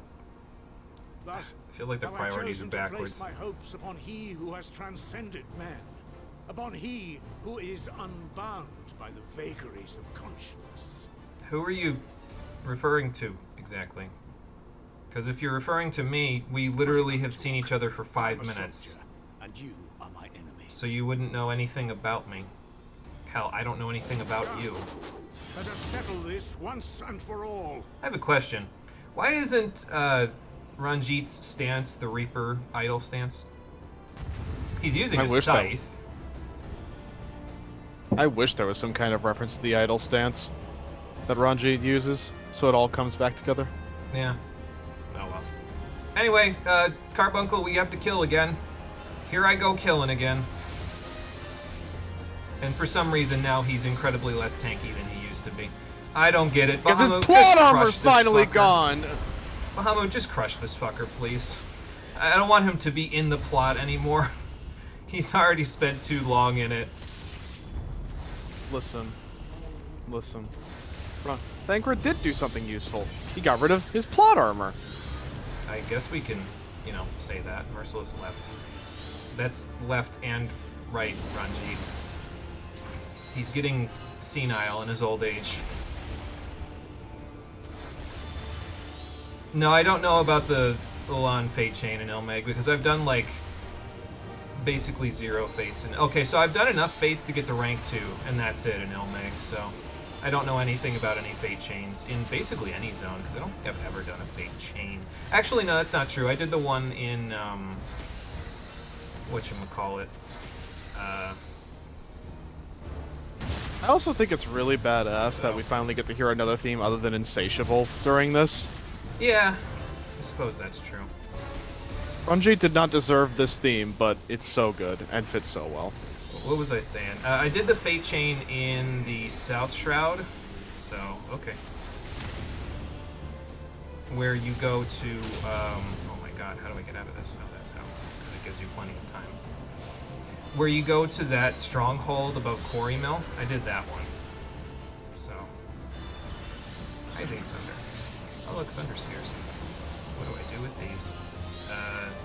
Oh, okay, that's what I do. I make a safe spot. Like I was supposed to do last time.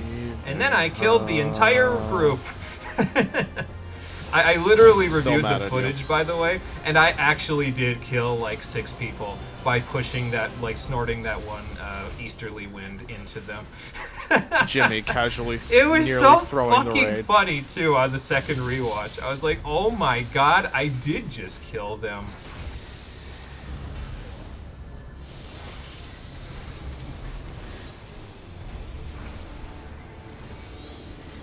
It's okay, Cole got to be a badass and use the healer LB3, so it was worth it. Only took me surviving all that crap. And the funny thing too is that I actually made another safe spot when I did it, it's just that it was too late for the raid to move into it. So, it's unfortunate. You literally cucked the entire raid, bro. I sure did. You were laughing on stream, you murdered them with ignorance. I actually did, yes.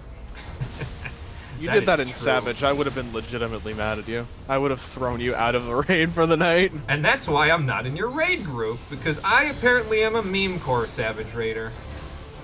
Listen, I hate meme core. There is no point to going into a Savage fight if you're just going in for like shits and giggles. If we don't have prog in my fucking Savage Nights or feel like I'm making any progress, I'm like, why? Why am I even here? Just to suffer. That's why we're talking about everything but Ranjit right now. Yeah, because he's not worth the fucking trouble. He's that irrelevant now. He's invincible now. That's unfortunate. My Worm Wave did nothing. I kinda wish Ranjit would die faster.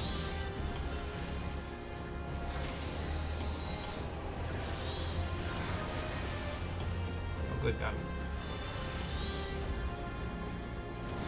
Like, what torrid glory are you even talking about, Ranjit? Are you talking about the halcyon days of you murdering Sin Eaters? Because we literally didn't get any of that explained to us. Just fucking die already. Your relevance to the plot is... revoked. Nihil. Revoked. And now he starts waxing about my precious girls, like he actually gave a fuck about the Menphilias and didn't literally just say, I'm going to kill all of you now. Why does Ranjit have the potential to be a truly fucking fantastic villain who died at the hands of Thancred, and then he just doesn't? I don't know. Why don't we ask not Ishtala, why don't we ask Yotsuyu? It's the same idea at a base. Really. Cole descends into madness.mov.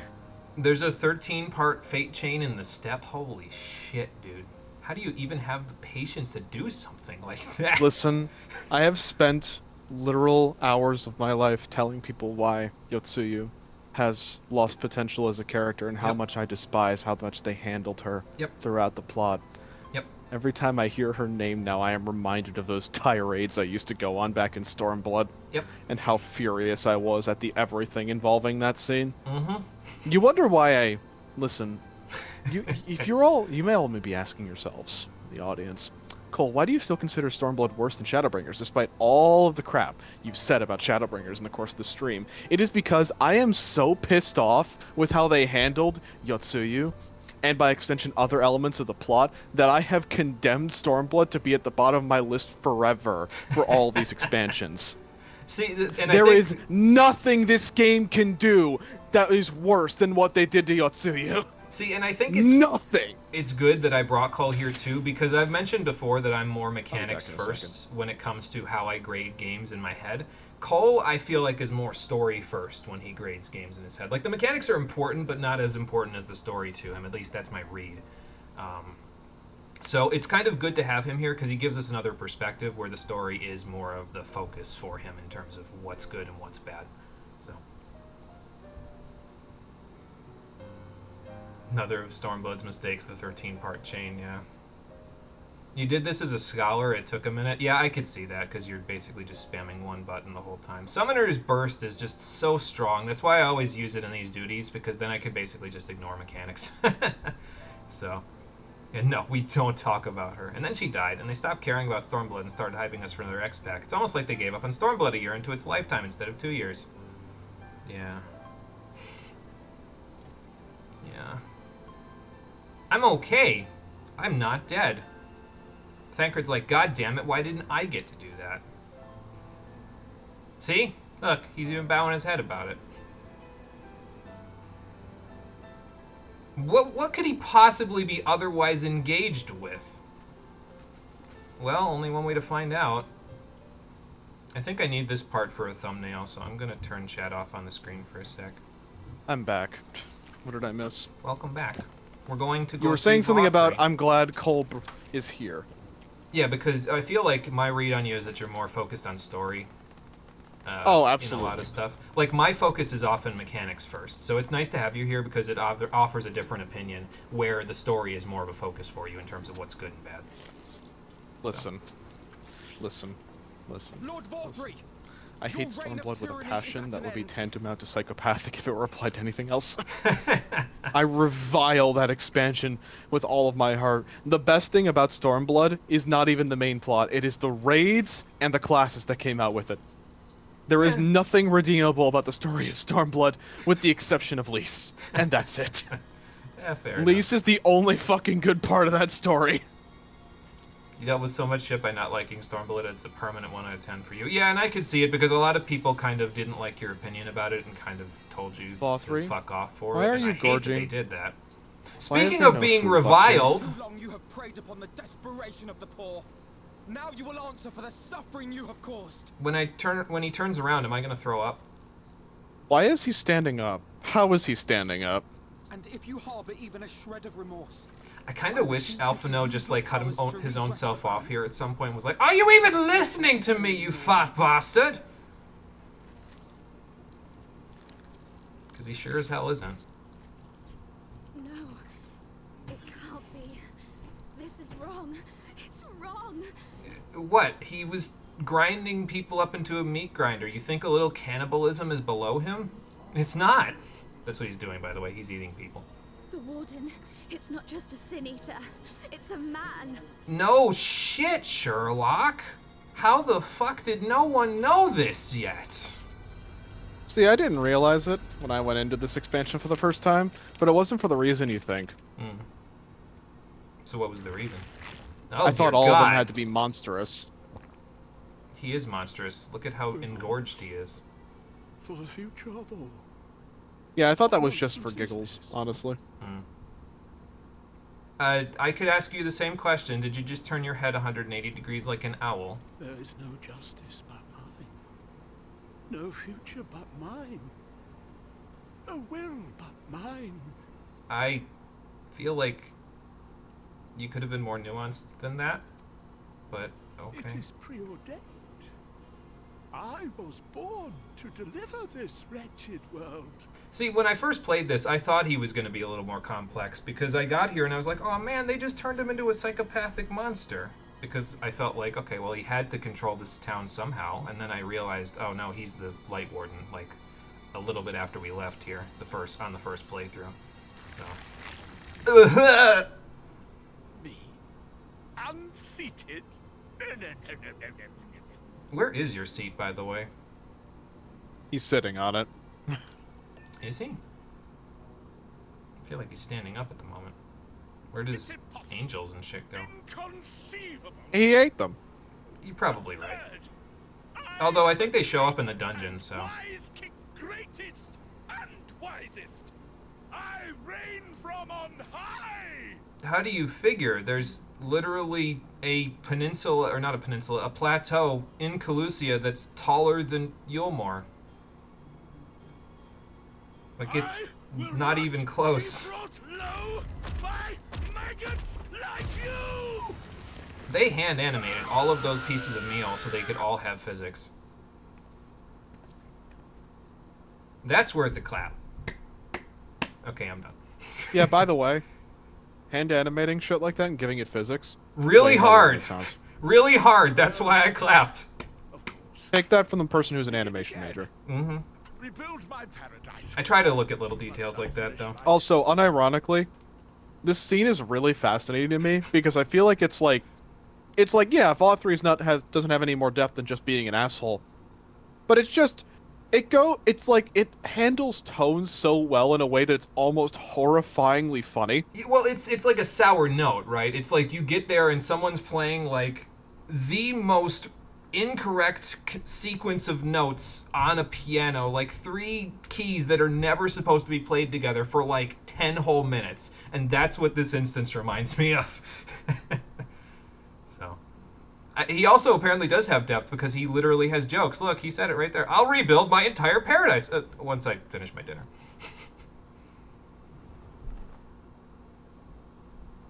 Which is this one last piece of meal?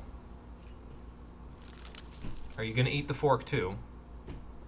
He does. You're not supposed to swallow that. I wasn't being serious. Thancred, kill it! Oh look, the fucking... What the goddamn? Like, I feel like I'm in an episode of Courage the Cowardly Dog now, okay? Like, he is not supposed to make that noise. Speaking of sour notes.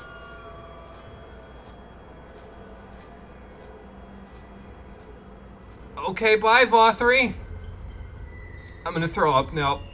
I need to take the mask off. Did you ever tell me about that time where you did expert rollback at Temple of the Fist? The healer couldn't heal the first wall-to-wall pull. Tank refused to listen to reason. The healer actually just left. You got vote kicked for defending the healer. Re-queued into the same dungeon. Got a party in front of the final boss, and then you didn't fucking have to do the dungeon to finish your expert roll after that day. Level 70 Artifact 2 isn't enough to fucking heal that pull. You just couldn't fucking do it, and you're above average. But tanks didn't get that on NA. They just wall-to-wall pulled, and then blame the healer when the healer can't fucking keep them up. Yeah, I just... I don't know, man. Incidentally, Cole, if you end up healing in the next dungeon, I'm probably not going to wall-to-wall it because you're still in Skaven gear and I'm still in mostly Skaven gear, so I don't think it'll be enough. Oh, fuck! I have to upgrade my gear!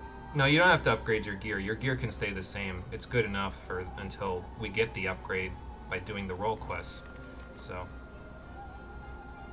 Like, literally, if I just double pull in Mount Gulg, we'll be fine if you heal there. You know what else I find to be amusing about this specific scene? What's that? It balances the kind of ridiculous horror that this game is good at so fucking well. And then all of a sudden we get out here and there's a giant island up in the sky. He took what I said literally. Now he really is the highest in all the land. I think I've got a thumbnail at this point. I'm gonna turn chat back on the screen. It's been off for a while. I apologize for that. So guys, we gotta get up there. And I know just how to do it. Although we have to go back to Raktika to, what, Alphino? To do it. That is Mount Golg, the highest peak in Calusia. It lies on the other side of a sheer cliff, and much as I wish it were otherwise, it is beyond our reach for now. How do you figure? But even if it weren't, there are people here who need our help. Oh, yeah, we should probably fix the people that we knocked out with our non-lethal spells that we only just now learned how to use. Please, even if it's only to tend to their wounds. You don't have to ask me twice. I'm a scholar, bro. This is what I do. I like that shot where Alphinode's begging you and you're just standing there like that. Yeah, no, I'll help too.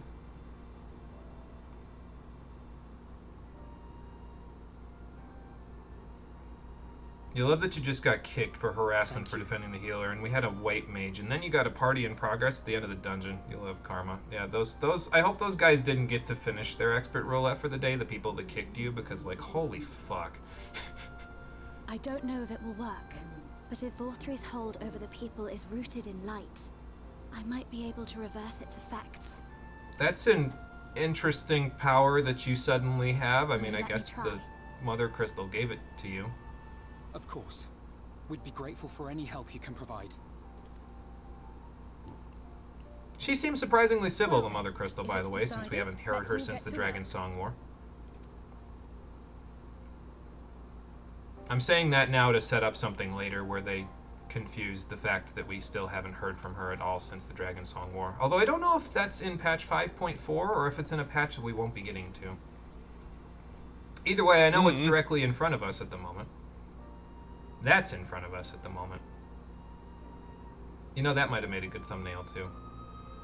Oh, well. We'll see. It's around 5.3, so you already know what I'm talking about. See, that's funny. Stormblood was a bad time for this game. You don't care what anyone thinks. Yeah, and see, I think that's why I hold it in a little bit higher regard, is because I wasn't around for all the toxic bullshit that happened when it was happening that you've experienced, obviously. And I was only there, like, in a vacuum after the fact when everybody had moved on to Shadowbringers so that I could appreciate the mechanical... Like I said, I always... The highest esteem that I can give Stormblood is that I feel like the mechanics, in terms of the difficulty, were just right for where the game was at that point. It felt like a logical step up from Heavensward without feeling so hard that it would alienate people, you know? And then they reduced the difficulty to pre-Heavensward levels. You want to know what Shadowbringers. makes me sad on the subject of Yulmore? What's that? Now that we're actually here. So, spoiler alert for the stream that we'll be getting to literally 10 seconds from now. I'm really sad they don't go into it more about the whole, oh, we dethroned Vothri, he's a Sin Eater, and then everyone in the entire fucking, entirety of Yulmore suddenly has to deal with lives that aren't just constant, unending ravishings of desire and other nonsense. Like, I feel like there could have been room for development here. Like, even if it was like one of those large-scale side quests that has multiple layers. Yeah, no, I feel like there could be as well. I understand what you're saying. I want to get more into it. I want to fucking deal with the struggles of Yulmore because they don't know what struggles are anymore. And that's completely opened up the room for a completely different kind of struggle, where it's like, I want to call them spoiled brats, but what fucking choice do they have? And I feel like sure, they decide to come here, but... I feel like they do get into that a little bit in 5.1, but it quickly gets, like, derailed from that for other things, so... Because they have so many plot points to resolve after Shadowbringers is over. Like, you have no fucking idea. It's ridiculous. So, anyway, more Dream Powder. So let's use our newly attuned ability to actually use the Aetheryte in Yulmore to go all the way down. Throw Dream Powder at people until they fall asleep so they don't have to think about their troubles for a little while, and then we'll end up all the way back up here. So. I remember the first time I played through this X-Pack, though, this place was packed with people, like, all the time, because this was where everybody got all their endgame gear from. There's a whole bunch of vendors up on that uppermost level where you get, like, all of the endgame gear, but you don't have to do that anymore because there's just, like, when you beat the 5.0 storyline, there's just an NPC that shows up in the Crystarium that you can buy all the gear from now, so. No more meal for you. Dream powder only. Good night. Let's see, where's the next one? There's one in the understory. So that's where we're going. I love how these motherfuckers... That dude was just passed out on the side of a cliff. And he was still talking about his meal if you talk to him before you throw the dream powder at him. Mm-hmm. I think this one's down below us. It might be above us, too. Oh, it's above us. I just saw it before I went down the stairs. God damn it. My bad. Fucking jump down. Oh, there's that vista that I still don't have. I'm out here speed running the plot and I just fucking screwed up. Oh, these are the two that we saved earlier before we unlocked the white script deliveries. I can help her by making her fall asleep. There you go. Go to sleep. I mean, I could just cast repose on her, but they don't know that you leveled up a healer for this quest. Did we repurpose the dream powder to also be a medicine? Because we definitely didn't use it as a medicine the last time. We used it maliciously to put soldiers to sleep.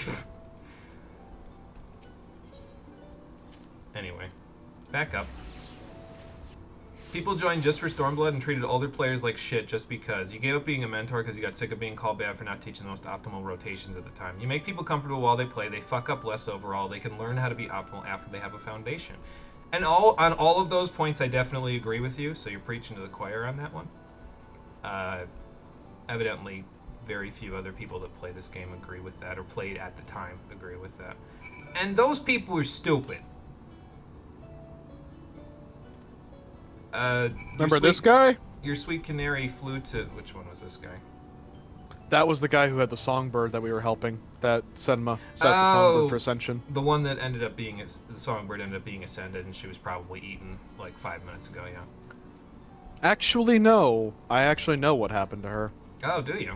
We'll get to that. Okay. Oh, I know what happened to... No, you're correct. I know what happened to her as well now. I had to think about it for a second, but you're correct. I know what happened to her as well. We'll talk about it. It's not going to happen on this episode. It probably won't happen until next episode. So... I got my 3, so... Yeah, there's quite a bit, though, Reen, so you're probably going to be at it for a while. Well, if you need to take a break, then... Yeah, I can bring the enthralled to you, if it makes it any easier. Okay, good. Yeah, pace yourself. This is going to take a while.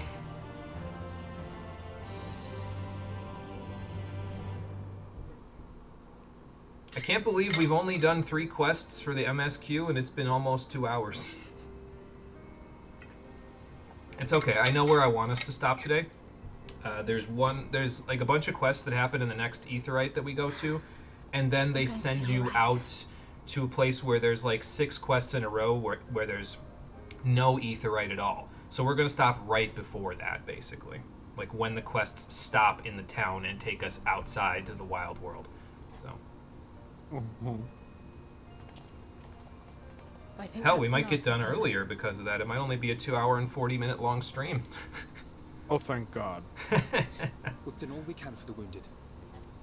And I brought the enthralled here. As for the rest... We just look behind Alphino now. He's saying there's just a gigantic line of people that Reen still hasn't healed. Okay, well, these people have been healed, but, you know. Aren't you Alphino? The painter boy? There's actually no scene talking about that lady. You kind of have to put the dots together. You kind of have to, like... There's a puzzle, basically, to it, and they never directly say what happened to her. But if you put the pieces together, it'll make sense. We'll talk about it. Just remind me, Cole, because I will forget. What in the world is going on? Did something happen to us? You've all been having a terrible nightmare for 30 years. 20 years, actually, not 30. Let me handle this.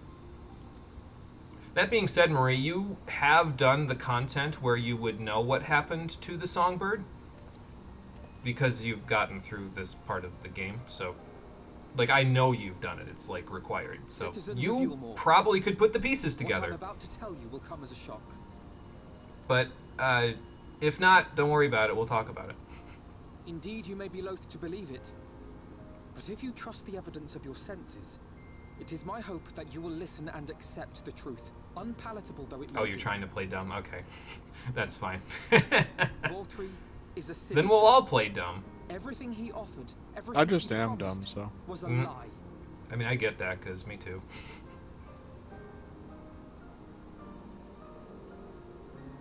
And now Alphinaud will explain the plot to you, and we'll fade to black and then fade back in after he's done.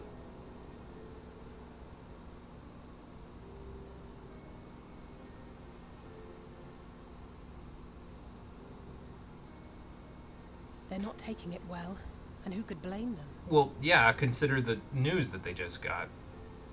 Are you saying we were Vorthry's puppets all this time? Yes, but you're free now. When you attacked us, you were not yourselves. That much is true. I had to whack you upside the head with my book to prevent you from dying. But your conduct prior to that moment was... See, this next piece of dialogue I want to talk about. Unnatural charisma does not absolve you of all Well, responsibility. after you get past this one. Alphinaud's about to hold them accountable. Of your own free will, you came to this city and gave yourselves over to its pleasures. While the rest of the world suffered. See, when I first went through this scene, I was half expecting somebody in the crowd to, like, clench their fist and start ripping Alphinaud a new asshole. Of just, what did you expect us to do? The world was gone! We had no reason to go on, no reason to walk forward. All we wished for was simple peace. And you tell us that we were fools? Yes. I wanted this to be, like, the moment where Yulmore, like, nearly erupted into civil war, where it was like, no, we need to take responsibility for all the bad things we did, and the other one's just like, no, I absolutely will not give up my several million gil Lamborghini because of a bunch of poor people. The world's doomed anyways. Screw all of you. See, and I feel like that could have been a nice way to have Alphinaud, like, reaffirm his character development that he had in Heavensward, because that was what he ended up doing, is he had that whole crisis in Post-A Realm Reborn where the Crystal Braves basically turned on him and then ratted us all out to the Brass Blades and everybody else. And then in Heavensward, he basically sort of became more of a leader because he had to. He had no choice. He was the only Scion left besides us and Tadaru. So he kind of had to direct the plot, basically, of what the Scions were doing. And they kind of reference it here a little bit, but nobody calls him on it. You know what I mean? And he doesn't have to kind of draw back on that, you know what I mean? Alphinaud to really just fully fucking embrace this character of his by fighting back against the certain conceited members of Yulmore who, despite all the bullshit has happened, despite what Vorthry did to them, despite all that, are so unwilling to give up their perfect lives that they are willing to fight for it. You may yet share this world of ours. No, we need to take responsibility for our actions. We take responsibility for nothing. We treaded on others to get where we are now. That's simply the way the world works. We've lost so many already. I should just run something like this, and we dare not lose I should run a fucking arc like this in one of my fucking tabletop games. Giving yourself some ideas.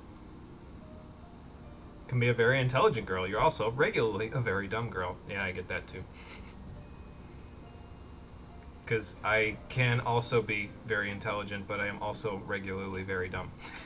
What do you think, Marie? Is my continued ability to write good on track with my idea for what Yulmore should have been? Cole write good plot. Cole write better plot. Cole write good plot. Cole deserve clap. Is there anything we can do to help? You can get the elevator working for starters. It's still out of order. You risked your lives to bring us to our senses. Like, I know one of the reasons why a lot of Yulmore's residents do that is because all of them feel like shit for what they did.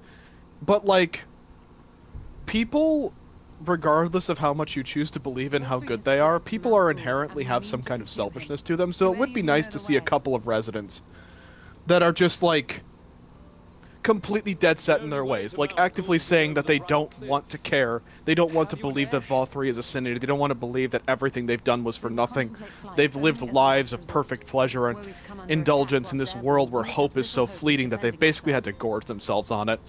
Like, give me a fucking rich guy in here who had to go through hell to get into Yulmore and has been indulging himself on hope so much that he has forgotten what it means to struggle. Yeah. And I mean, you let him be not like a fat dude either. Let him be like a big dude. I want him to fight Alphino, like a fist fight. I want them to square up. I want them to get into like a fucking massive verbal debate where Alphino slowly sways the crowd against him until he finally just says to hell with all of you, and he just fucking leaves Yulmore. Or alternatively, he tries to take control of Yulmore through some dumbass means. I want a fucking antagonist during this part so badly. And like law of averages, right? So like you'd think that there'd be some people in here who would be like, no, I don't want to help. Like I'm too used to my conceited, easy life here. I don't want to help. I'm forgetting how much they go into that in patch 5.1, but that's like part of the story there. So I feel like we might see some of it, but I don't think it ever goes as in depth as Cole says. So anyway, Y'shtola doesn't want to fly.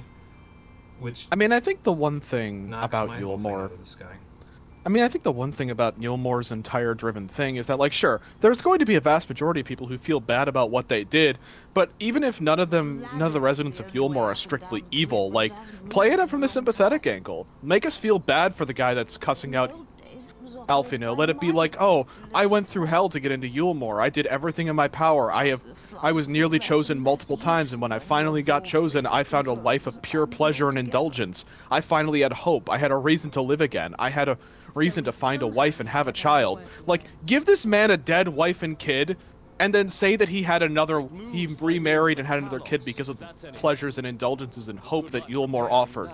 Give me character complexity! I say, pounding my desk. Like, fucking hell. Make it so that Alphino hates the guy at first, but then feels bad for him. Like, give me some sympathy! So back to the plot. Chynuz is conveniently a Talos master. Well, perhaps. Who moved here probably from Twine after the mining thing dried up. If you want the golem restored, you may leave it to my husband. And as usual, his wife talks for him. Dula Chai is the best character in this expansion. She is definitely... I love her. She is definitely the top in that relationship. I love her so much. Also, she uses the Lalafell animation set, which is hilarious to me every time I remember still it. Is, yeah. This idea of yours is more compelling and still fits narrative. Like, people came to Yulmore for a reason. Feel like someone wouldn't feel bad about what's happened. Yeah. Cole is currently my spirit animal. Just channeling all of the rant. It's been years and years. It's literally just like, the thing that makes me sad about Shadowbringers is that I think it does a lot of good things right. It has a lot of good ideas, but it never goes into them. It never gives them the depth. Which is the same problem I have with Stormblood, but Stormblood makes me angrier for even more reasons, because it has less good ideas and more stupid ideas. Venus, what? What'd I say? That reminds me of something that I forgot to talk about, but I'll talk about it once we're out of the scene. So. But beyond that, I make no promises. Just fucking...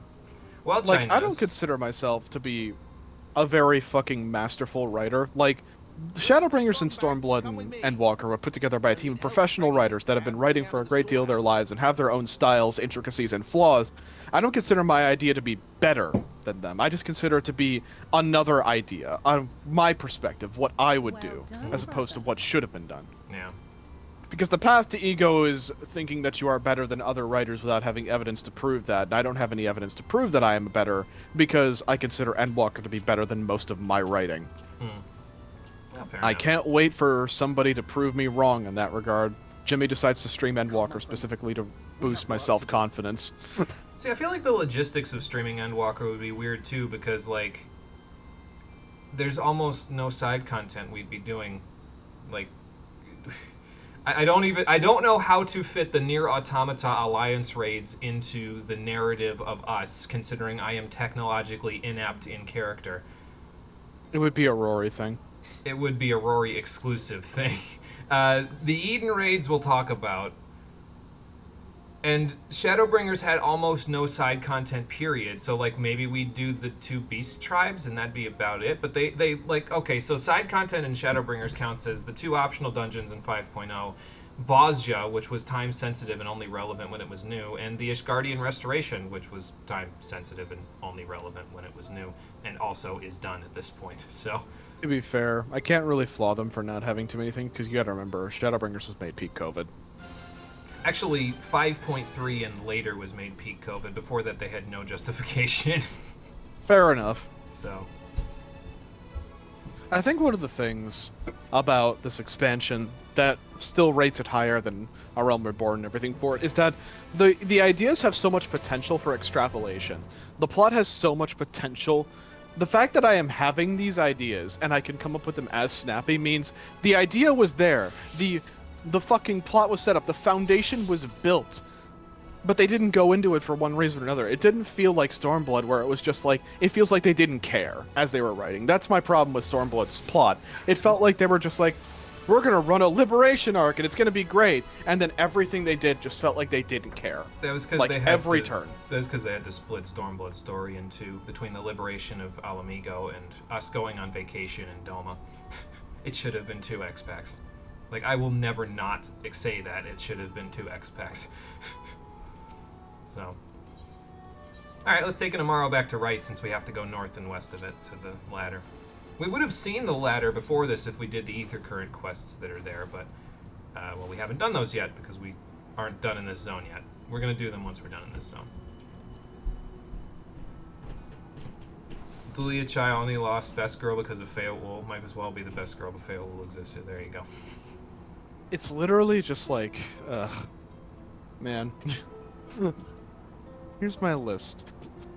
Shadowbringers 4. Rated on 1 to 10 scale, so. 7 is correct. I'm glad that Endwalker's at a 7. Somebody else acknowledges that the expansion's okay. Now, if I remember right, Marie is currently at the level 83 quests in. Oh, you're at that part. Yeah. So to give you context as to where she is. How do I put this? The level 83 quests are the point in Endwalker where I realized that, the writers were going full bombastic ridiculous, and it's great. In Garlemald, there you go. Ah, I see. So I have PTSD from that part of the expansion. So right before the bombastic, from what I understand. Yeah, Marie, they don't care about your feelings in Garlemald. Holy fucking shit. It was like getting hit in the face with a baseball bat when I got there. Like, holy fuck.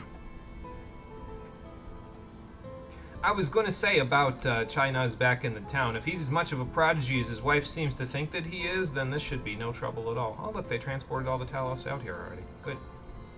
They even brought a spare in case they need parts. I do.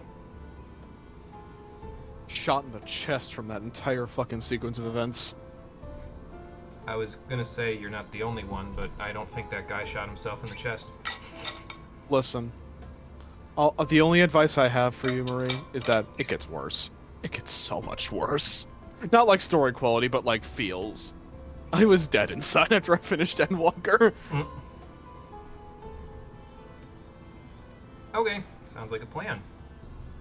I'll try not to imbue them with too much light ether so they become Talos Sin Eaters. That would be kind of cool, actually. And where should I get the lumber from? Probably from the shipyard, right? I've been over there already. Yeah, Venmont Yards. I was actually over there. The one thing. Because, let me finish my sentence, then you can go. Because I was doing fishing over there for, I forget which thing I was fishing for. I think it's the level 75 deliveries for Fisher. So, I already know the place. Oh, Okay. it gets so much worse than that, Marie. It gets so much worse than that. Jesus fucking Christ, it gets worse than that. Is it as bad as the end of the weapon side quest from Post Shadowbringers? We'll be doing that one. I've never seen anything about it. Oh, we are. I don't want to re-experience that quest. You will. You have no choice. I hate you. I'm taking you back to the source whether you like it or not. I don't want to. But I don't want to experience PTSD. My VF and I logged in, did those last trials, and then we logged out. We're so fucking drained emotionally. Listen, the weapon side quest is fucking masterful in terms of its writing. Like, I don't even give a shit about, like, what people's opinions are of the ending of that. I think it was fucking masterful. I don't care. I love Gaius. Spoiler alert for the whole one person involved that doesn't know that Gaius is involved in those quests. I mean, it's like you're fighting weapons that Garlemald made, so I kind of assumed Gaius was going to be involved somehow. Actually, I don't need a shack. I need lumber for the ladder. Yes. The ladder. Why would you ever want to go up there? Well, the people up there probably need some help, like food and water and shit, since they've been cut off from the rest of society since the ladder went down. Okay, what do you need? Okay, sounds like a plan. I will take notes then. So Grithil will tell us what's in the storehouse, and then we just need to see how much lumber total. Grithil, my man, how much you got in there? Yep, that's the plan. He doesn't trust me yet, but if I take stock of his wood, he will. 68 planks in the storehouse. Not nice. 9 were rotted, so 59. Okay. Another load's arrived with 13, so now we're at 72. But it's only good for kindling. I don't know if that makes it irrelevant or not. Cole's waiting for me because we have to do math here. Correct. I'm really bad at math. People make fun of me all the time because I can't do basic math. He's gonna have a lot of fun after 5.0's over and I drag him into the Ravenaster raids. Don't remind me. I don't want to go back. Okay, so here's how you can figure it out too. You can go into your key items with item help on and look at the lumber note, and it says scrawled in your own hand, the note says 68 in storehouse, 9 discarded, 13 delivered, 1 damaged. So basically it's 68 minus 9 plus 13 minus 1. So you go 68 minus 9 is 59, plus 13 is 72, 1 damaged means 71. So there you go. Now let's go look for the rest. I have not found the rest yet. Gotta be around here somewhere. Maybe it's up here. Because you have to come back around the cliff. Found it. Lumber stack. There's 1 lumber stack up here, though, so we still need to find the 3rd one. This has 24 planks in the stack, so what were we at? 71? 71 and 24 is 95, and there's 1 down here 95. By the ship. Well, the remains of the ship. The bones.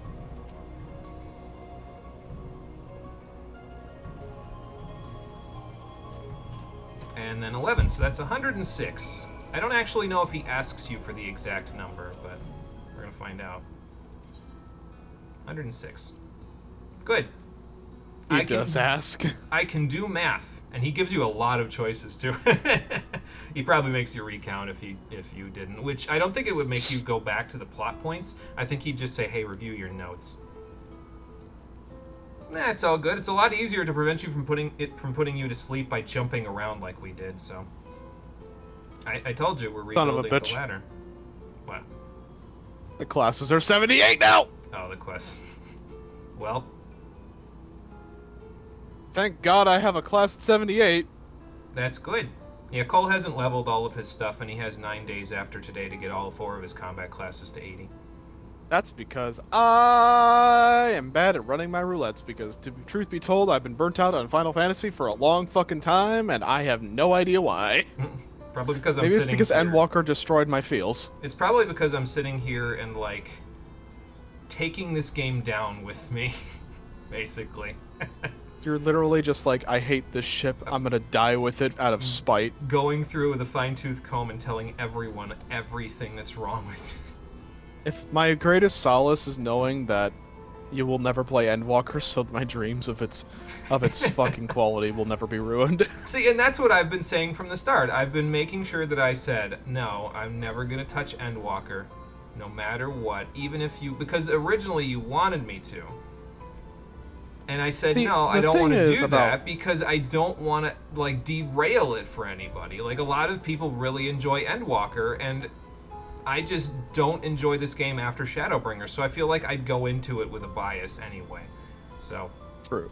I think one of the things about, like, this game is that the way that I describe Endwalker to people, or at least I have described it based on everyone else talking to me about it, is Endwalker is the anti-Jimmy expansion. Because the thing about Endwalker, the thing about Endwalker is that in order to enjoy it to its full potential, aside from just that, I've heard people say that sometimes you just need to take your suspension of disbelief and just throw it out the window, and just go with it. Like, you just have to enjoy Endwalker for all of its beats, all of its crazy bullshit, all of its nonsensical anime JRPG nonsense, and all of its MMO things. Like, the retcons, just go with it. Like, Endwalker's one of those things where if you go through it with a fine-tooth comb, the expansion's not going to be as good as you realize it, but it's not about going through it with a fine-tooth comb. It's not about going through it and criticizing every little thing, not because it's not to drive you insane, but because Endwalker is the capstone. It is the end of the plot of everything with the Ascians. Yes, there are retcons. Yeah. A lot. So what? I don't actually know if there are a lot. Whenever I make those comments, it's like a reflex for me. Retcons to me are a means by which that people can make sense of a story. Like, I don't mind doing retcons. I don't mind doing shit like that in my story because if you're a writer and you come up with an idea for your story and then you stop writing for a while, or you keep writing running off that idea, but then you come up with something later because of another idea, you change it. You go it's back, not always you edit the whole script, and then you reassess it, which is a problem that a lot of MMOs face. And the problem really doesn't even stem from, oh, well, the writer changed their mind. It's that, oh, there's a completely different writer because it's been years since that was out and nobody wrote this down. Exactly. That's the problem. That's the real issue. They needed to know how they wanted the end of Endwalker to go before they made 2.0 in order for me to be satisfied. And that's impossible. That, I think, is the important thing. So is that MMOs suffer from multi-writer syndrome, in that retcons become a thing that that the writers just have to have in their back pockets just in case things go wrong, because I guarantee you that every person that has ever worked on this game, like all the writers, like especially the lead writers, the people who draft these stories, and how many this game has had, even across multiple expansions, writers change all the time, and those writers have had their own vision for how to interpret the story. Like, A Realm Reborn had a different writer. Heaven's Ward had a different writer. Stormblood had a different writer. There's the same writer is only like concurrent for Shadowbringers and Endwalker, which is why the story is more consistent between the two expansions. There's like a lot less retcons. The things that are getting retconned in Shadowbringers and Endwalker are the things that were not written down from before. Yeah. Exactly. This is why you keep one writer on, and you vet your writers a lot, because it means that if you have to get a new writer, they're going to have a different version of the story in their heads than what other people had. Because I guarantee you, if this expansion was written by the same person who wrote Stormblood, things would be more consistent between them because the writing style is the same. Granted, it would be worse, but that's just my point. But that's just the whole thing. It's a compliment. Take it. Thank you for the compliment, Emmett. Cole was talking, so I didn't... I had to reread what he said in chat so that I could see where the conversation line was going. See, the thing about what Cole was just describing is that it's also something that's happened in the television and, well, even the streaming service industry lately, is that instead of just writing a story from beginning to end and letting it sit, a lot of companies want to retain the audience from that thing because they're like, wow, we had 3 million people watch this for season 1 on average. We need to retain those numbers. So they will just drive the plot of that thing into the ground until it burns up and no one watches it anymore, and then they'll stop it, rather than having it have a logical endpoint. And also, if you're wondering what Emmett said, Emmett basically said, do you know what the best way to deal with stubborn people are? You conquer them. You break them down. But then you have to build a society out of them. Yeah, I read it afterwards, yeah. Okay. But then you have to build a society out of them. And Treat the conquered with dignity and let bygones be bygones. And apparently we've done that somehow. I don't know about conquering. 304,064 chromatins. You need a cap to how much you can dump for suggestions. Not to worry, I will in fact have a cap. I have a plan. I'll talk about it. Marie about to dump all these chromatins into suggestions. The unfortunate part about Marie having 304,000 chromatins is that if my plan is successful, Marie will get to spend maybe 1/6 of those at maximum at one time. Still anyway. better than spending none. I know how I'm going to do it, though. There's going to be 2 rules, basically, that are going to be hard and fast about it, so I'll talk about it. It's fine. Also, We'll by the talk about way, it this is the part of the expansion where Emmett slowly but surely becomes my favorite antagonist this game has to offer. later. Well, it's about time No they cap. actually gave him some fucking lines. Beings like us incapable of crying. I mean, I just think that when you cry, you're doing it for a jest. You always have a plan. Sure that if your heart can be broken, then so can mine. See, what I love about Emmett, and I'm going to talk about this later, is that... Oh, here we go. When the world was whole, we had family, friends, loves. I'm sure you did. Men knew peace and contentment, and with our adamant souls, we could live for an age. I mean, technically speaking, the dragons can do all of the above. There was no conflict born of want or disparity. That is not true. Our differences paled into insignificance next to all we had in common. I can't believe the side quest retcon Emmett being the best character in this X-Pack. Oh my fucking god. And then there Who wrote these side quests? never was a city more magnificent. From the humblest streets Listen, to the highest I love spires, Emmett. I love she him. fairly I love him so much. See, I think that's where we disagree, because I think you like Emmett, but you don't like Arden from Final Fantasy 15. But I like Arden and don't like Oh no, I Emmett. love Arden. Okay, never mind. Then, yeah, I think like the one Arden thing- from 15, so... I think one of the things about Emmett that makes him just so interesting to me is that he rides a line. You understand through this expansion why he's doing these things. The rest of the Ascians were just like cackling maniacs. Emmett explains to you in implicit detail why the Ascians are doing what they're doing and what they are fighting for. It's not a matter of sympathy, but it's seeing it from their perspective finally. We finally see what brought them to this madness, what brought them to this complete and utter insanity, and then seeing that extrapolated further in Endwalker, it's amazing. Like, I don't feel bad for Emmett. He still needs to get his ass whooped, but like, there's a certain degree of I kick his ass while being sad about it, because it's just this is the conclusion that we've led to, you know? Yeah. Well, I'm glad that you have that, because I feel absolutely none of it. I'll talk about. I can't talk about why though. We're not there yet. We will get there. There's only 5 more streams after this before this 5.0 story is over. If my calculations are correct, we will talk about it. So I have a lot to say about Emmett. I have so much to fucking say about him that I'm not saying because I'm trying to keep it up for later. Yeah. So I wouldn't remember because I was sundered then, right? Is that what you're trying to tell me? Never mind. Okay. The point is, the world of old was a far better place than what we have now. I believe you would like it, having witnessed the things you have. Would I? I don't know. This world's kind of, well, this world's kind of fucked, but... Unlike the half-men here, you stand only to gain. See, that's the problem, Emmett, is that you treat everybody as inferior to you. You can't do that. This is not how you age with grace. A complete existence in a complete world.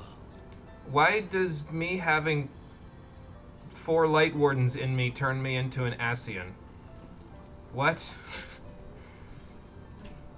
I think what he's saying, though, is basically that Back to work, hero. the power of the light wardens will make me equal to an Ascian. And this gets retconned. Actually, I know what he's saying. It gets and I can retconned in explain it to you. Endwalker. It gets retconned in Endwalker. Actually, I think it's retconned before Endwalker. I think it's retconned in patch 5.3, but we'll talk about it. What he's actually talking about, by the way, isn't the whole, oh, you're from the source, you know, you do all that. What he means is that even though multiple umbral calamities will strike the source, essentially every time an umbral calamity happens, the people there, their souls become more complete because you're, So when becoming a part of it. So what you're saying is that when he said calamities, he actually meant capital C calamities, not small c calamities like they had in the text box. Yeah. Okay. Essentially, every time a world is destroyed and a calamity befalls the source, the people in the source become more complete and become closer to what they were before.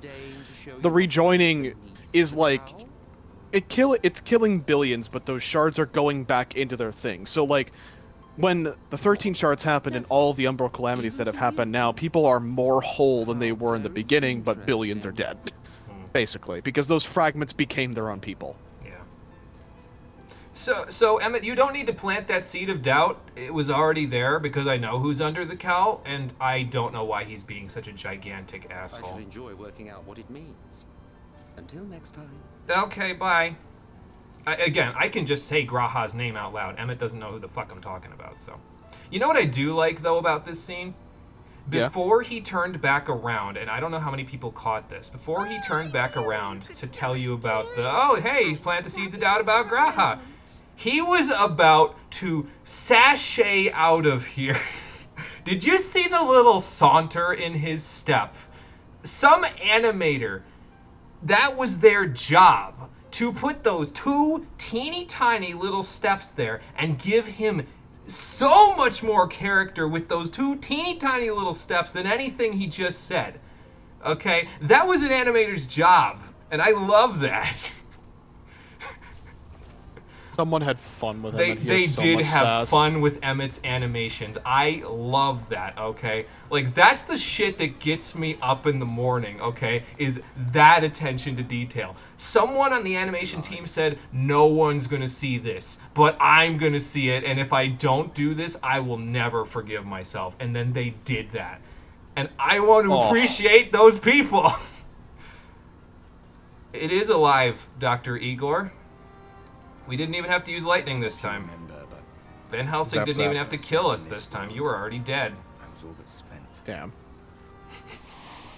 Arbert didn't deserve that. I never thought to wonder why until now. Now remember, by the way, in the scene there, that even though Ardbert's shining here, he is pure dark ether. Like, his ghost is just all of his dark ether that was left. That's it. He is entirely made of dark ether. That's important. So... it's actually important for the canon that I have in my head about how this is all going. The guilt of causing the flood, darkness. Knowing everyone hated me. But the worst thing was the solitude. That's usually how it goes when you have to walk among the living and can't tangibly work with them. Time wears you down. Solitude eats away at you.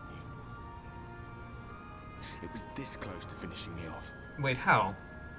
But as bad as it got, and as empty as I felt. Like, can we back up for a sec? I can't even begin to imagine what it must be like for Emmett Selk. Well, he's gone at this point. Like, he's literally spent eons doing that, and instead of aging with grace and saying, okay, I'll give this world a chance, he just said no, because he's tempered to Zodiark and has no choice in the matter. So don't feel bad for him, please. But can we go back to the solitude was this close to finishing me off. How would it finish you off, Ardbert? Are you talking about, like, mentally and emotionally, or would you have actually faded away? Because that would have really complicated things. All of which is a long way of saying, don't make a choice that leaves you alone. Nothing is worth that. Especially not eternity. You preaching to the choir on that one, man. God. Do you know what a Beyonder crystal is? I could tell you stories, boy. The ladder lives again. Oh, good. The three of us have been invited to do the honors. Oh. Are you up for it? Oh my of course, God. If you're worried that the whole thing might come crashing down. Allie, say we can always please. Find someone else.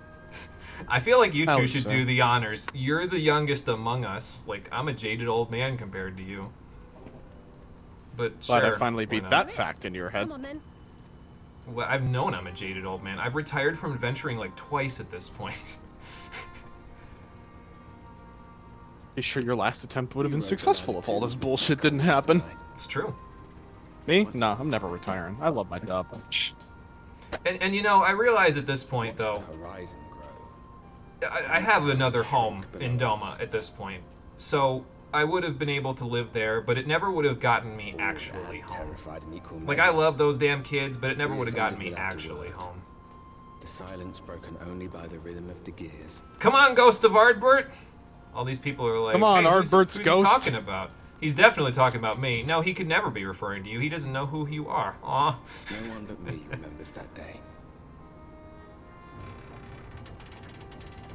You'll have a lot of additional memories when this is all over with, Ardbert. Why does my choker always fade out of existence with the draw distance? God damn it. So shit like that's why I love the writing in Fate Grand Order, like spoiler alert in 2.5 second art 5th part. A human literally turns down an offer of immortality and explains that Jesus fucking hurt me. I felt that explanation. I mean, who'd want to live forever, right? Like, that sounds boring. Listen. Listen. Listen. Listen.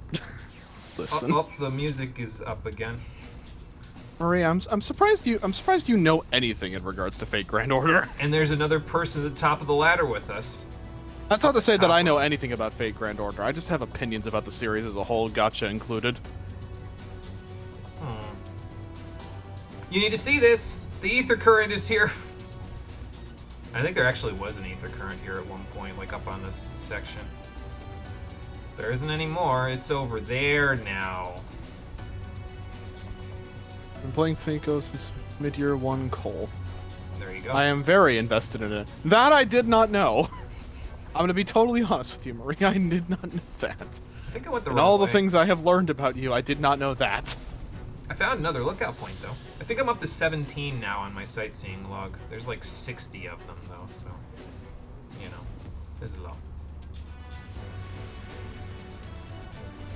Yeah, I think I went the wrong way. Which ladder did I forget to take here? Oh, it's this way. Okay. I went into Gotcha Howl willingly. Don't worry, I did the same thing with Grey Raven. Don't do it. It's not worth it. It's too late for me. We don't need to worry. Okay, well, I guess we could go see that bundle of shacks over there if you want, Alice, but wouldn't you much rather go to the one that has an ether right directly behind this wall? I would. Are we going to Tomra? We are going to Tomra, yes, but apparently we have to go on to the way. Amity first. So.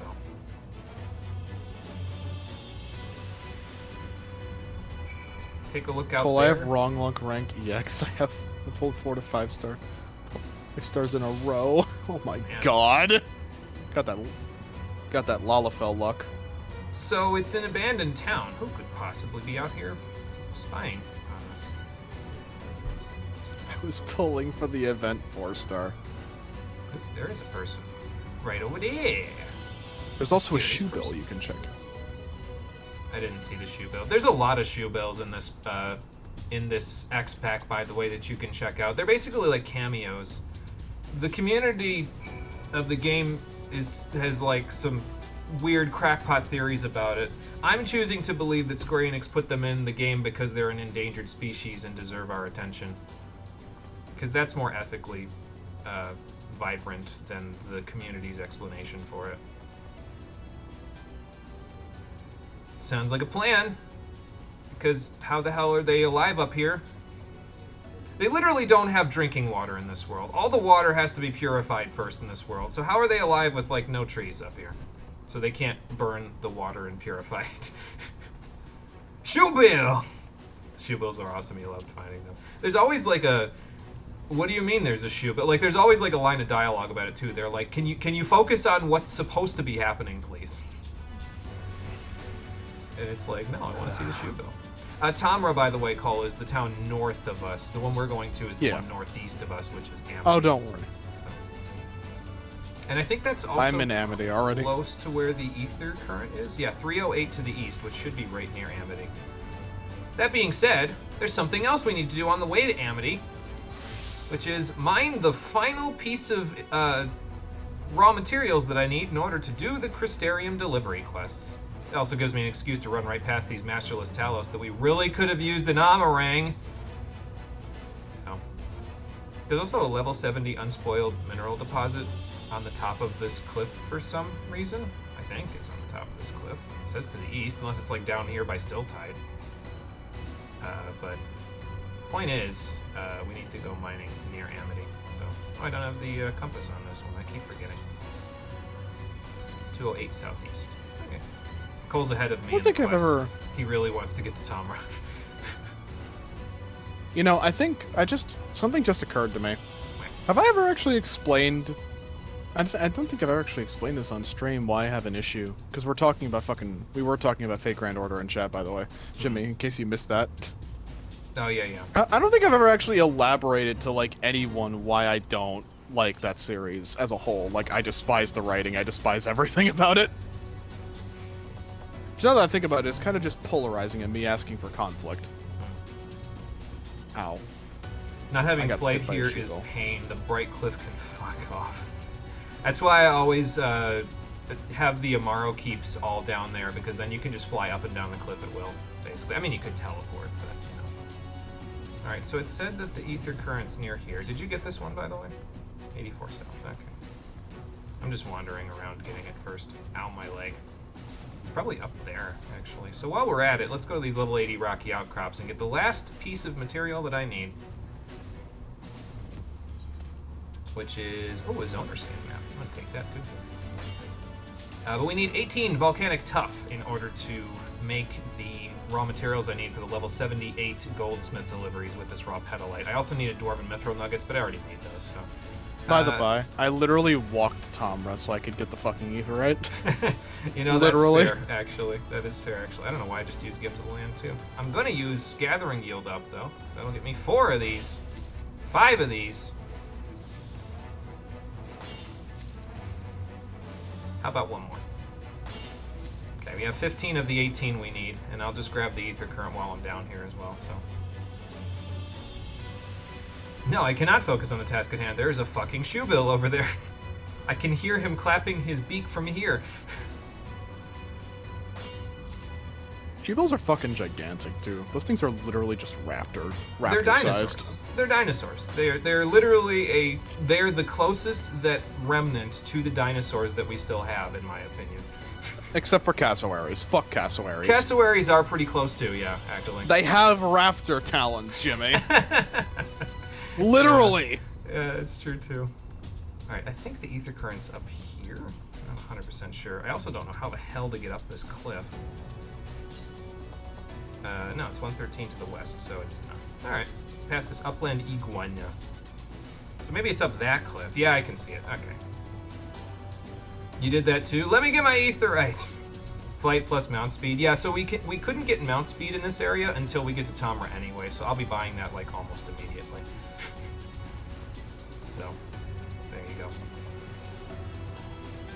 Now, you don't know about East 8, but there is a shoebill in that one. It's female. It is basically like Snake as in from Metal Gear Solid. That's funny to me. How many quests ahead of me are you at this point? Oh, I'm not any quests ahead of you. I'm literally just walking after you. Oh, okay. I'm coming around the hill, by the way. I'm finally going to Amity. I was grabbing Volcanic Tuff, and I was also grabbing, whatchamacallit, the Ether Current that's down there. So if you haven't grabbed that yet, you might wanna. Oh, the battle music started because the fate so... Oh no, the battle music started because you're getting followed. Never mind. I was like, where'd my music go? What am I looking for here? Investigate the village. Well, there's dried meats here. So it's gotta be... Somebody's gotta be around here somewhere. Let's see if someone locks the door.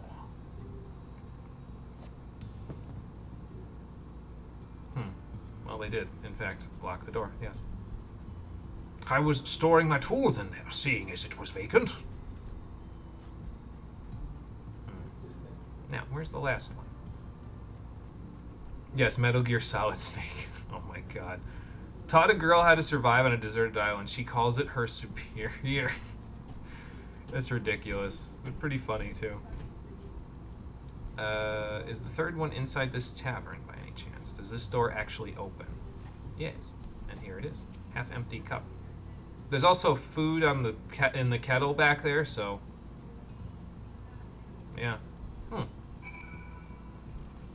That means someone's got to live here. I wonder if it's this black mage Lalafell / dwarf that's directly next to this person. There are definitely still people living here. I also couldn't find our mysterious person, but he's probably hiding. Look, East is cool and dumb. East 10 was announced, and our shipwreck protagonist is steering a ship. This can only go well. Great. The question is, how do we draw them out of hiding? Very carefully. And how did they get enough supplies to survive up here on this cliff with no trees?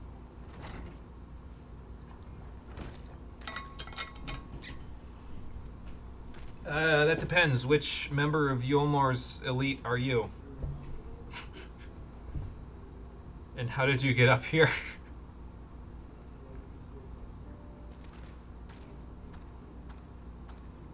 Ah, okay, this is the artist guy that we got the paintbrush from. Yeah, how did you get up here, considering the ladder's broken? Are we ever going to get an explanation for that, or are we going to gloss over that after the game just had me draw attention to it? What kind of an inhabitant? Oh, there was a secret passage! So that's how people are living up here, because they just snuck supplies through the secret passage. But wait, if there's a secret passage through a tunnel in the rock, that can only mean one thing. We found the dwarf village. Well, not here, but soon. Shit. Oh, good. I can't wait to burn it to the ground. I can't wait to call them all on their racist bullshit. I'm pretty sure that the dwarves actually have unique dialogue if you show up as a Lalafell in their village without a helmet. Well, we're gonna find out. This is literally how his story started off. He was 14 or 15 and sailed off to another location with a thing called a storm wall surrounding it. It destroyed his ship, shipwrecked him. Yeah, he didn't die, and he had to be nursed back to health for a few days. Fun. That sounds like a wild adventure. So, yeah, you don't have to use the secret passage anymore, dude. The ladder's working, so you can actually come up and down. Also, Vothri's a Fuck senator. yeah! I have no reason to doubt your words. After all, that mountain wouldn't be 500,000 feet in the sky if not for that. It's not that high up, but, you know.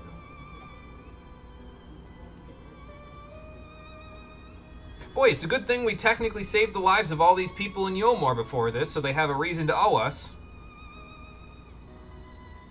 It'll be the last time. Fuck yeah!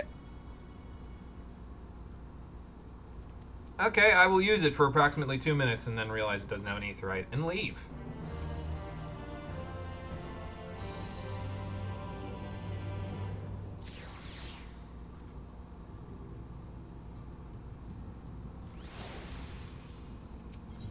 Okay, so what's the next task, Allie say, since you've got the quest marker over your head? No, they definitely don't. So what do you want to go exploring for? Oh, I guess we're going to scout the area. She wants to find death and court it. Alright then. Let's go court death with Alice in the wilds. We're going to go to the aetheryte. Yeah, where is the last aetheryte anyway? 826 to the northeast. No, I meant like the aetheryte you set up in Tomra. The one in Tomra. Yeah, you're correct. But yeah, they keep the instance music as the wild music around here for a while. They get rid of the dark foreboding theme that was in the bottom section of Calusia. Okay, I guess we're going to the left. Are you gonna... Should I wait for you, or are you gonna catch up? I'll catch up. Okay. I can go observe the local wildlife while I'm at it. I see you already ran afoul. I am gonna get this ether current. That's a good idea. I see you already ran afoul of a little of the wildlife. There's an aggro marker next to this holdo. Oh, look, he's aggroed again. Do it again. Too bad he can't catch me, Kappa! This is what you get for skipping leg day, Geodude. Sheesh. 871 yalms to the northeast. Jesus fucking Christ. Oop, found the Sin Eater. Gonna kill it. I'ma kill it.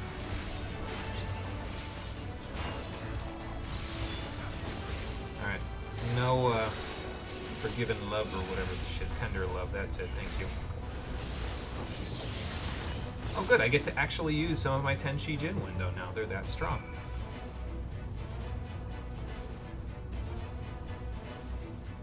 Did that update for you too, or like the? Because I just killed one of the quest marker things. So do you have to do that too? It did not. So maybe I should wait for. Probably because I wasn't in range. Yeah, probably. Maybe I should wait for you.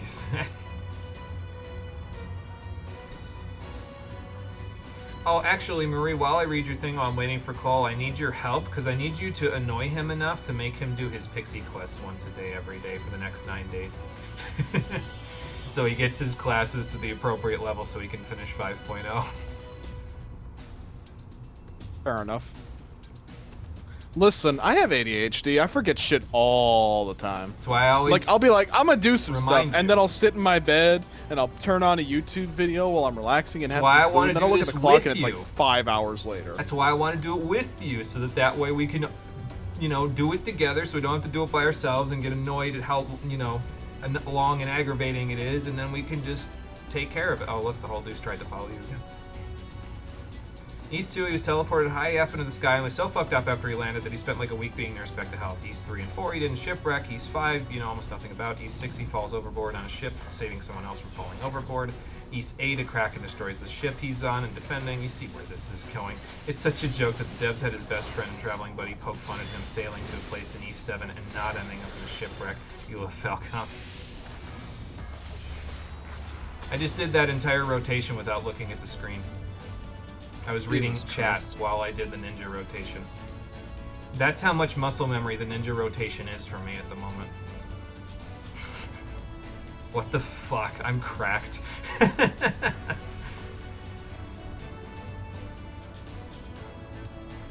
Okay, but the gang's all here now, so I can actually hide to reset my mudras. I'll get the one on the right.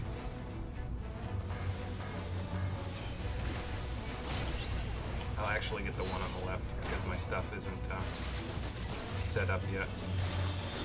Oh, I can do this thing. Gospel, huh? I should probably interrupt that. You know what I can do, though? Shadow clone myself. There are 2 me's now, Cole. What will you do?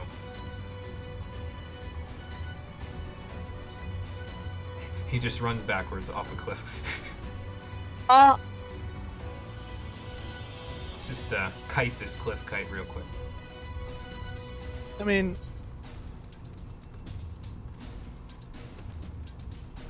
You've done the first phase of Nidhogg EX with your eyes closed back in the day. I used to play this game way too much as a healer, too.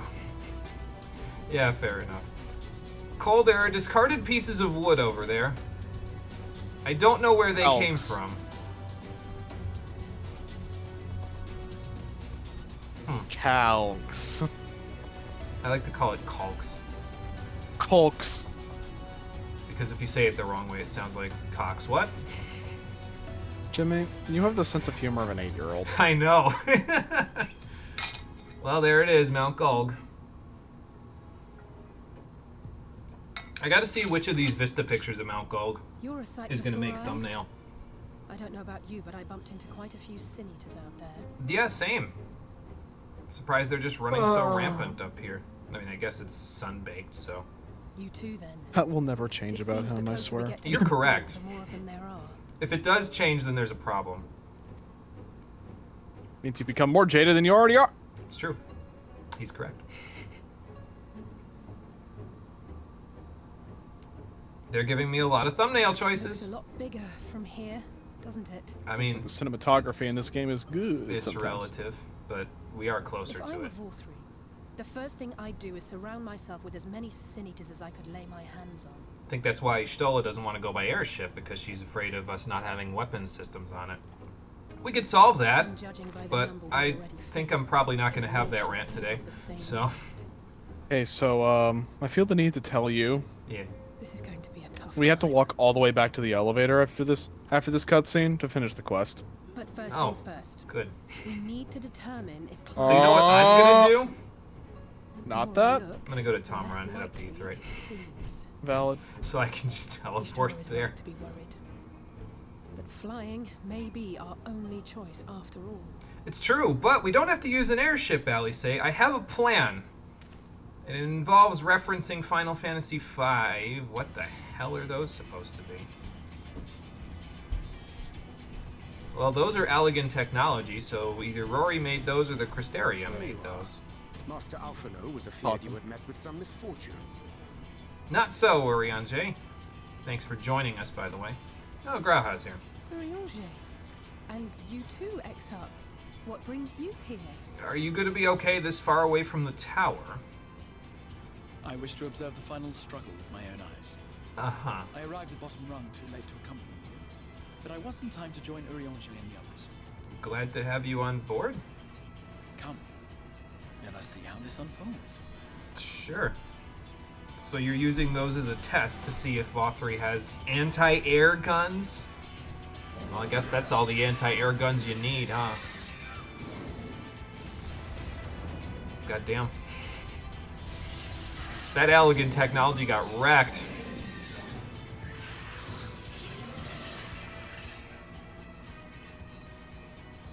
The original point where Nidhogg EX was still current, you can memorize phase 1 best by listening to Dragon's Song. Alone for Eternity. When Alone came out, hit your tank invuln if you're tanking Shadow Phallic. Its second cleave will come out around that point. Yes, you did that phase with your eyes closed as a tank as well. Oh, fair enough. No, flying is not off the table. We just need more defense. And on that solution, god damn it, why does everybody keep interrupting me when I'm about to talk about the Ronkin Ruins?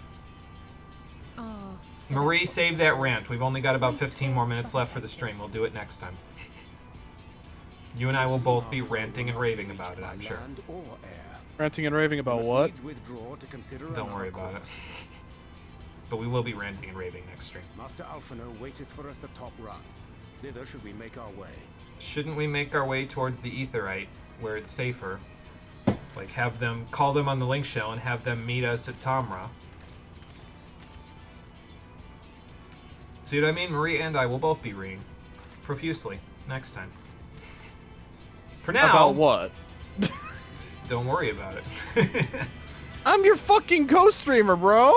At least tell me so I can get a rant ready in case I agree with it. Fuck, you're going off script.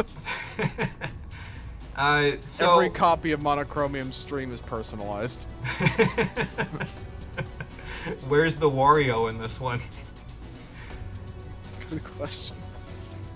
Did you just teleport? I think I just saw Toy Alexander teleport in front of me and then away. Oh, the Aetherites right Alexander was just like... Yeah. He teleported almost as much as he teleported around time back in his raids. Good lord. In the southwest corner of the map, discover that area at some point. I think I did, actually, if I remember right. And I saw what you meant. I wasn't sure what you meant before, but this is what you meant down here. It's Whisperwind Cove, that dungeon from the Dawn of Souls versions of Final Fantasy I. I think you misspoke at the time and said Cape Westwind, and that's why I was confused. Because Cape Westwind is from this game, and Whisperwind Cove is from that one. So I was confused, but now I know what you mean, and yeah, I don't know. That's kind of a nice little reference. It's not 40 floors long this time, at the very least. Marie doesn't like that reference, though. As for what I was talking about, why we're both going to be reading Cole, there is a reference that they made back in Raktika to other ruins from the series, and those ruins always have one thing in common, except for this game. And it makes me wonder why they would even make the reference, but we'll get to it. Alright, back to top rung. Did you already go there? Are you, like, in Tomra for the quests now? No. Oh, okay. I haven't even got back to the wrong yet. Okay. Well, man, I sure do wish I could just fly back there! Up! I'm going back there myself, on foot. I'm Billy Goating it. There's gonna be something at the bottom of this cliff, isn't there? Well, at least it's solid ground rather than a monster. I love how we just went, like, off-roading. Went and roughed it in the woods, and we made it to top rung faster than the game told us to before this. I'm gonna go discover this little location over here. I'm already on the way back, so I might as well. I can hide from these gigantic... Okay, well, there's Haldu's in front of them, so I can hide from them, too. Goodbye. Intangible. They'll never see me coming. That's what I was going to talk about. I keep forgetting. So, I mentioned last time that I feel like I feel bad for talking so much shit about Shadowbringers' story because I'm not sure that the writer deserves it because I've seen what she's done with some of her short form writing and I think it's good. But now I'm not even sure if I feel that way about it because I realized we've had warning signs since patch 2.2 about the way that she writes stories because she wrote the rogue quests. And if you look at the rogue quests, they also have ADHD because they start off as like this almost film noir quality thing about thieves who uphold an honorable code and you punish other thieves who break the code. And then at level 15, she decides, you know what, that's fucking boring. I'm gonna have the rest of the quest for the rogue quest be a treasure hunt. Why? Who the fuck knows? It was never mentioned before that. So why have it? You had this cool idea for a story setup and you could have gotten into the idea of, is the code worth upholding? Are there parts where it's not worth upholding? Like, there could be gray areas. And then there's just a treasure hunt. For no reason. What the fuck? Also, the treasure hunt is with the lawmen in the area, by the way. So you're now thieves going on a treasure hunt with people who uphold the law.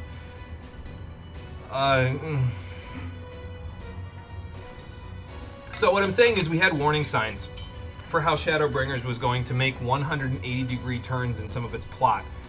We just never knew to look for it before this, until she started writing Shadowbringers and she was forced to do not only long-form writing, but also deal with crunch and the fact that there are time deadlines, which she probably didn't have to worry about before because her writing was shorter form. Anyway. Well, we don't have to put all our heads together, but I can't make that reference right now because I said save that rant for the next stream. So. Also, I'm a little mad because the Shadowbringers MSQ quest list on the wiki that I use for some of my information said that we would be in Tomra by now. Like, as a part of the story, but we are definitely not. Well, there's no, like, path, but... But without extensive training, we cannot hope to contend with the Eaters. Guys, there's a simple solution to this. Fleet, meanwhile, consists solely of transport vessels ill-suited for battle. And without the expertise of one such as Sid, we are in no position to attempt a refit. We could find Sid's first counterpart, although that's probably China's, to be fair. Why am I thinking? There's one solution. Oh, it's so frustrating. That wretched mountain should surely well come back down to Earth. I mean, that would be another solution, yes, but... Now, dearest, we mustn't disturb these good people at their work. I mean, if you have an idea... Apparently we're all clueless. I love how this is a vacation for them. The lady may well have the right of it. Oh god, Ishtola, what's your thought process here? Mount Gulg will not soon come down to Earth, nor can we compel it to do so. But if the mountain will not come to the land, mayhap the land may be made to come to the mountain. Okay, so Ishtola might be talking about what I'm actually thinking about doing. Pog, let's hear it. In the form of a Talos. A Talos large enough to reach out and take the volcano in its grasp. Excuse me for a moment. I need to get up and do something.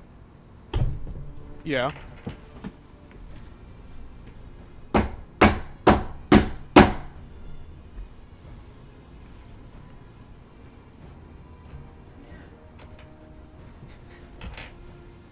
It's all good. I needed to do that for a bit.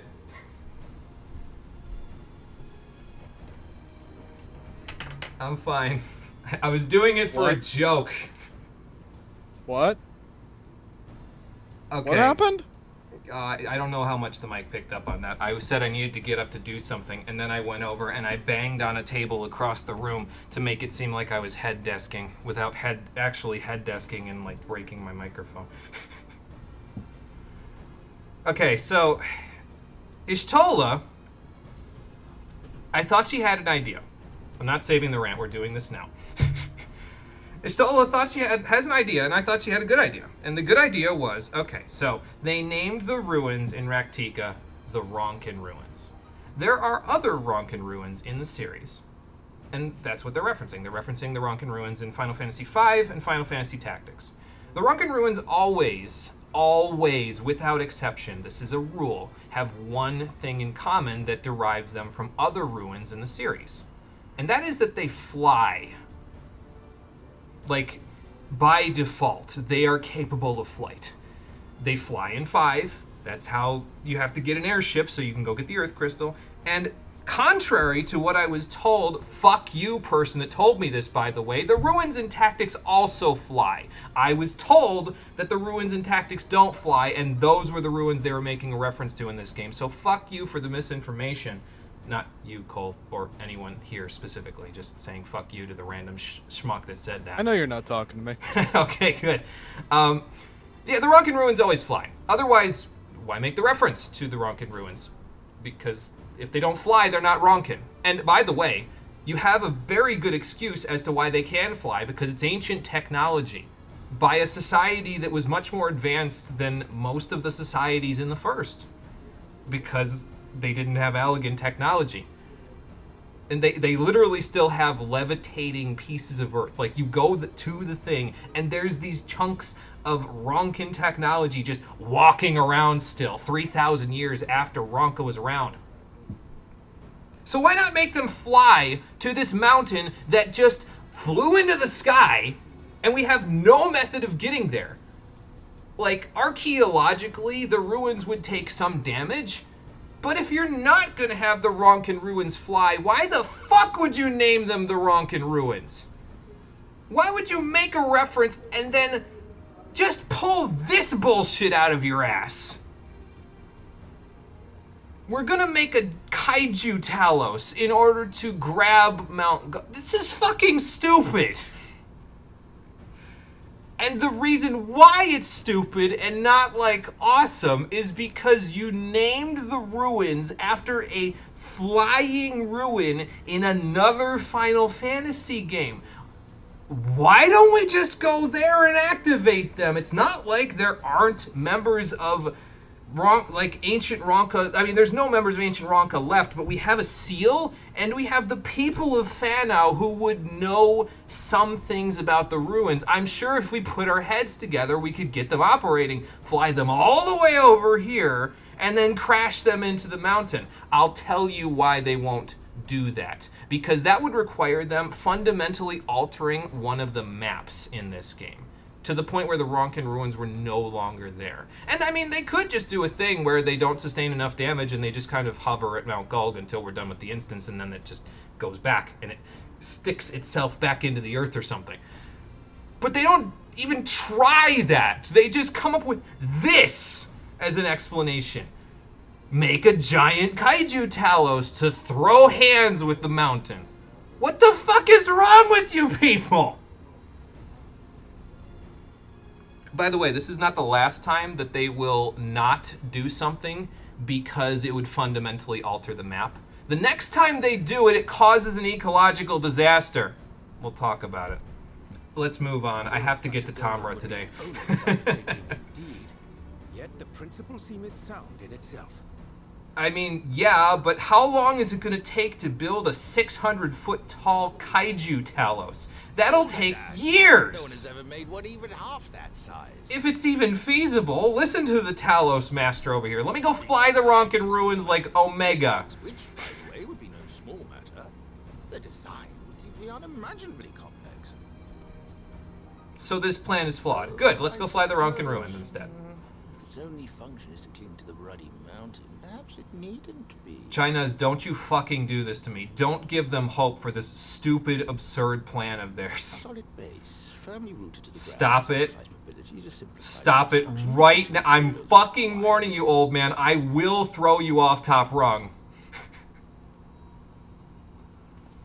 Cole, you've been quiet. Do you have any thoughts about my... The spiked iced tea tastes delicious. Good. I'm glad. See, also, Cole... I'm through the quest. See, here's the thing, Jimmy. I'm already through this cutscene, So I'm just waiting for you to be done, because me and Marie are talking in DMs while all this bullshit is happening. Oh, okay. Well, I'm done with the rant now because Final Fantasy XIV will refuse to acknowledge the Ronkin ruins for the rest of forever. What sort of things would these hands be required to do? It's mostly just because, like, I have achieved the goal of get to the Aetheryte. Okay. Well, I'm about to get so I'm there just because waiting. China's just gave them hope of making a Kaiju Talos, so... Marie is multitasking. She heard my rant and read her DMs. There you go. The mountain would suit our purposes well enough. It would be a simple task to quarry the stuff, but given the stupendous quantity required, we'd need all the help we can get. And I'm gonna guess that the people of Yulmore will help us with this too, despite the fact that they should have soft hands and flabby arms at this point. We have friends amongst the miners of Armoring. Or Go and petition their aid. we could have a big damn heroes moment where they go and find every single one of our friends to help us with this. By the way, this whole, I'm just gonna spoil it 5 quests beforehand. This Talos will take like hours to build, total. We're making a 600-foot tall rock monster, and it will take a total of a few quests to build. Not months or years like you'd expect something like that to build. It probably took like weeks to build the Talos that are wandering around in the wild out there. This takes hours. Then I shall return to Calusia. Like, this is so impractical that it makes no goddamn sense, okay? All manner of talented folk. I dare say their skills will avail us. I'm over this. Okay, let's just move on. I'm gonna be bitching about it for the next 5 quests. Do you want some of my alcohol, bro? Nah, I'm good. I'll need your alcohol when we cause an ecological disaster in about 10 quests. Magic. Lots of the stuff, as much as possible. To awaken a Talos of this size would require an entire congregation of mages. Actually, I could just burn all of the light ether. Well, no, it would turn into a gigantic sin eater. Never mind. Many among the Knights Blessed are gifted in the arcane arts. Yeah, so, and here's the other thing, right? So they have this stupid fucking idea of having them build a Kaiju Talos, right? And then it just so fucking happens that all of your friends, who again work better when they're together, except for this X-Pack, they're completely incompetent in this X-Pack, all of your friends went to exactly the right people to be able to build this Kaiju Talos. The people of Yulmore can help with labor. The Knights Blessed are competent mages. Like, there are coincidences, and then there's this. Way off to the other end of the fucking field from coincidences. It's so far gone from a coincidence, it's fucking ridiculous. Jimmy, we are not going to finish this stream until 8 o'clock if you keep ranting. I would instead call upon the people I'm of trying. Crystarium. With thy permission, Exarch. I'm really trying. Just hold it all in. I know. Just force it down. I know. I can blow up at the game when we get to the final area instead. More in the Crystarium, but the Knights Blessed and the Maud, and even those miners. Oh look, they're lampshading it. But that's just about everyone in Ballynorvrand. Well, we have been everywhere, Who so. are you people? And how did you come to have so many friends? By the way, why are they lampshading this? So that you can tell them a joke. Wait for it. Wait for it. There it is. This line. This third choice of dialogue. That's why they're lampshading the fact that this whole plot is ridiculous and completely incompetent and makes no goddamn sense. So you could make the joke by saying, we are the artist Alphino and his assistants. Someone kill me, please. I can't take it anymore. Jimmy, just end the stream. We're done here. It's over. Oh, dearest, have you forgotten already? Alphino told us that when we first met. Actually, that may not have been. Never mind. Now, let's be clear. It's a good joke. I like the joke. It's just how it came to exist makes me mauled. I'm gonna leave a teleport to Tomra for you when you're done with this cutscene. Okay. So that way you can end this cutscene. Do you just go straight to Tomra after this? Maltea, thank you for the raid. I appreciate it. Welcome to the party of 9 that's coming with you. We will be live for approximately 5 more minutes. I apologize. We're at near the end at this point. I'm sorry. Oh, you have 14 viewers. No, 15 viewers, Jimmy. I think this is a record. I'm pretty sure most of those are bots. Not the Moltea's raid. Those are real. But the rest of them are probably bots. He's blowing 5 up and is minutes, still hell yeah. milder than how loudly you screamed at this point in the story. I can't scream, though, because the mic's right here.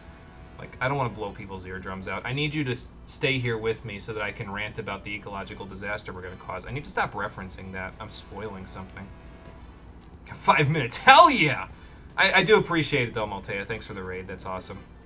Welcome to everybody that's here. We'll be back as soon as we can, and we'll bring the whole world with us. I'm sure you will, because we know 95% of them, and they're all going to assist with this really stupid plan.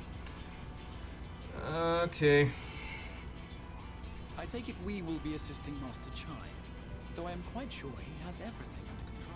I think you should look again. I'm pretty sure he's having a crisis over there. The man is dying on the inside from his stupid suggestion and giving us hope. Okay, so the game still won't let us go to an Aetheryte, so let's help Chai Nuz with his, this. And then we'll go to Tamra. Well, actually, people do live here. Most of the people that left Yulmore live here, among the others. Yeah. I mean, you don't know that yet. Plus, we might be able to help because we kind of saved some of their lives, so. Well, if you keep saying that, then I'm gonna to have your wife beat you into submission. He did lose the plot, just like me. Sure, I'll see what I can do. Another way to stoke the fires of his motivation, huh? Choose words that will encourage him. You must lift his spirits sufficiently during this conversation. I will do the best I can. I got the people of Doma out of Revenant's Toll. I can probably it's a duty. Oh my god. This is just... At this point, they're just being silly. And again, I think the silliness is done well. I just hate why it came up, so... So this won't work. Your wife is counting on you, but let's use that as a last resort. Let's talk about Alpha Node's struggles, because he's not here at the moment, so I can just rub it in some more. He is! How do you think he got there? He started small and he moved up. Well, I gave him a damage up, so that's good.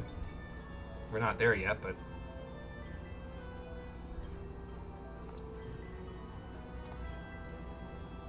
I mean, I don't know. He might come around, so... It's true, you do have to take that first step. I don't know if that's actually gonna do it. Maybe giving him a little bit of support will help, because I will come with you and help. It's possible. We'll see. So that means you can do it, then. But I'll be there anyway. I mean, I agree with you on that. I think it's a dumb plan, but... I also think it's absurd, so I don't know if you should be looking to me for help with this one, so... It actually, honestly, I mean, Yulmore has turned to 180 pretty quickly, explicitly because the plot needs them to, so let's take advantage of that, shall we? Only the plot didn't need them to. I'm still mad about that. I'm still fucking mad about that. Yeah, I know. So what kind of risks are we talking? Let us punch people more in cutscenes. Give me a full animation of uppercutting a fucking conceited Yulmoren as just like, heck you. Then we'll die together. That doesn't seem like anything that'll help him. I'll protect you and everyone. Okay, I don't even think I'm good enough to do that, so... I am. We could build Talos for battle. I mean, I guess that's fair. I'm trying. What drives me? Well, if I don't do that, I'll never be able to... I got roped into it. If I don't do that, I'll never be able to go home to the children of Doma. You have to think of the children, Chai Nuz! Or, you know, think of your wife. She's the one you love, so... There we go. Got him. We roped him in! Now he's been roped into it. No, I told the truth. I got roped into this. I feel like if I was designing that, though, that would have failed the duty and you would have had to redo it if I was the one designing that and you said that even after telling him all the other stuff. Well, we got him, so that's good. He can help with this stupid fucking plan. Ladies and gentlemen, we got him. Yep, we did. Also, he's going to send us back to Amity instead of to Tamra, so, fuck me, I guess?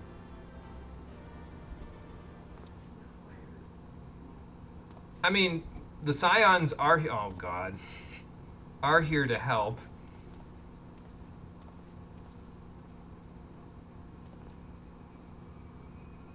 Graha, talk some sense in this, man. I mean, you roped in everyone in the Crystarium to do whatever it is they do on a daily basis, so... Rope this man in, too.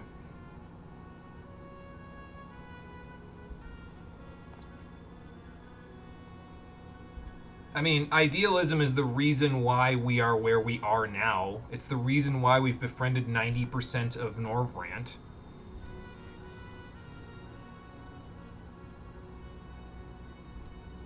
And we didn't let it stop us. I kind of don't like that they have Graha take the wind out of your sails here. I mean, I guess it's good for his character, but... I don't know.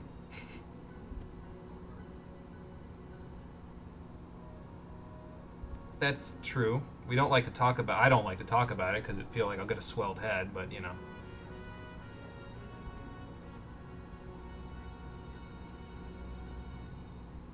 Impossible doesn't mean there's a 0% chance of it happening.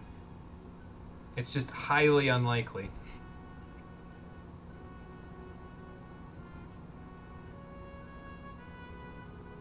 Damn, this cutscene's long as shit. I know. And again, I'm pretty sure they're going to send us directly to Amity after this. Yep. So I won't even get to the Ether. Bro, literally just come to Tamra and just end the stream. But then we'll have to walk all the way to Amity. But I want to be done, bro. Okay, Cole wants to be done. I got here 5 minutes late today. It's over 5 minutes. I have been on for the exact amount of listen, I'm one of those people where if I show up at a job and I am scheduled for 6 hours, I am working exactly 6 hours. If I'm 15 minutes late, I'm working till 15 minutes after my shift is over, and then I'm fucking going home. Let me check real quick. I'm just going to look at the list of quests real quick to see when we specifically go to Tamra. Because actually, like, thinking about what quest are we on? The gigantic undertaking, and we're done with it. Thinking about it, we must spend like 2 minutes in Tamra then, because like, you almost immediately, it's the next quest.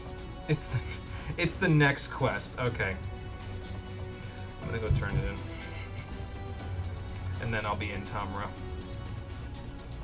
Yeah, it's the next quest, and then you immediately leave Tamra in order to go to the east section of the peninsula in the Durgar Mountains. So, that's fun. You know what?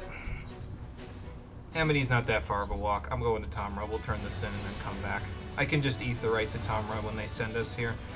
I have given up. The Ronkin Ruins lack of reference has destroyed me, so I'm going to sit here in this town that we don't know anyone in, and they're probably wondering who the hell we are, with a Lalafell that they explicitly would want to throw off a cliff for not wearing a helmet. And we're going to stand in defiance of their racism until the next episode of Final Fantasy XIV Shadowbringers, the Stream Edition, which is probably not going to happen until next Thursday at 4:30 p.m. Eastern Standard Time, because Cole's not at an appropriate level to continue with the story on anything except Black Mage, so we gotta fix that. Correct. So we'll go fix that, and then we'll join all of you again. I will post the schedule on Twitch, YouTube, and Discord shortly after I get the description done for this one. In the meantime, thank you for watching, everybody. I appreciate you coming out to Twitch and YouTube to check out the stream, and I will see all of you next week. Until then, everybody, take care, and have a good one. So what are we going to do if they decide to try to throw you off a cliff? Bold of you to assume that I cannot fly. Bold of me to assume that they'll catch you. You'll log offline before they even get the opportunity. Good lord, man.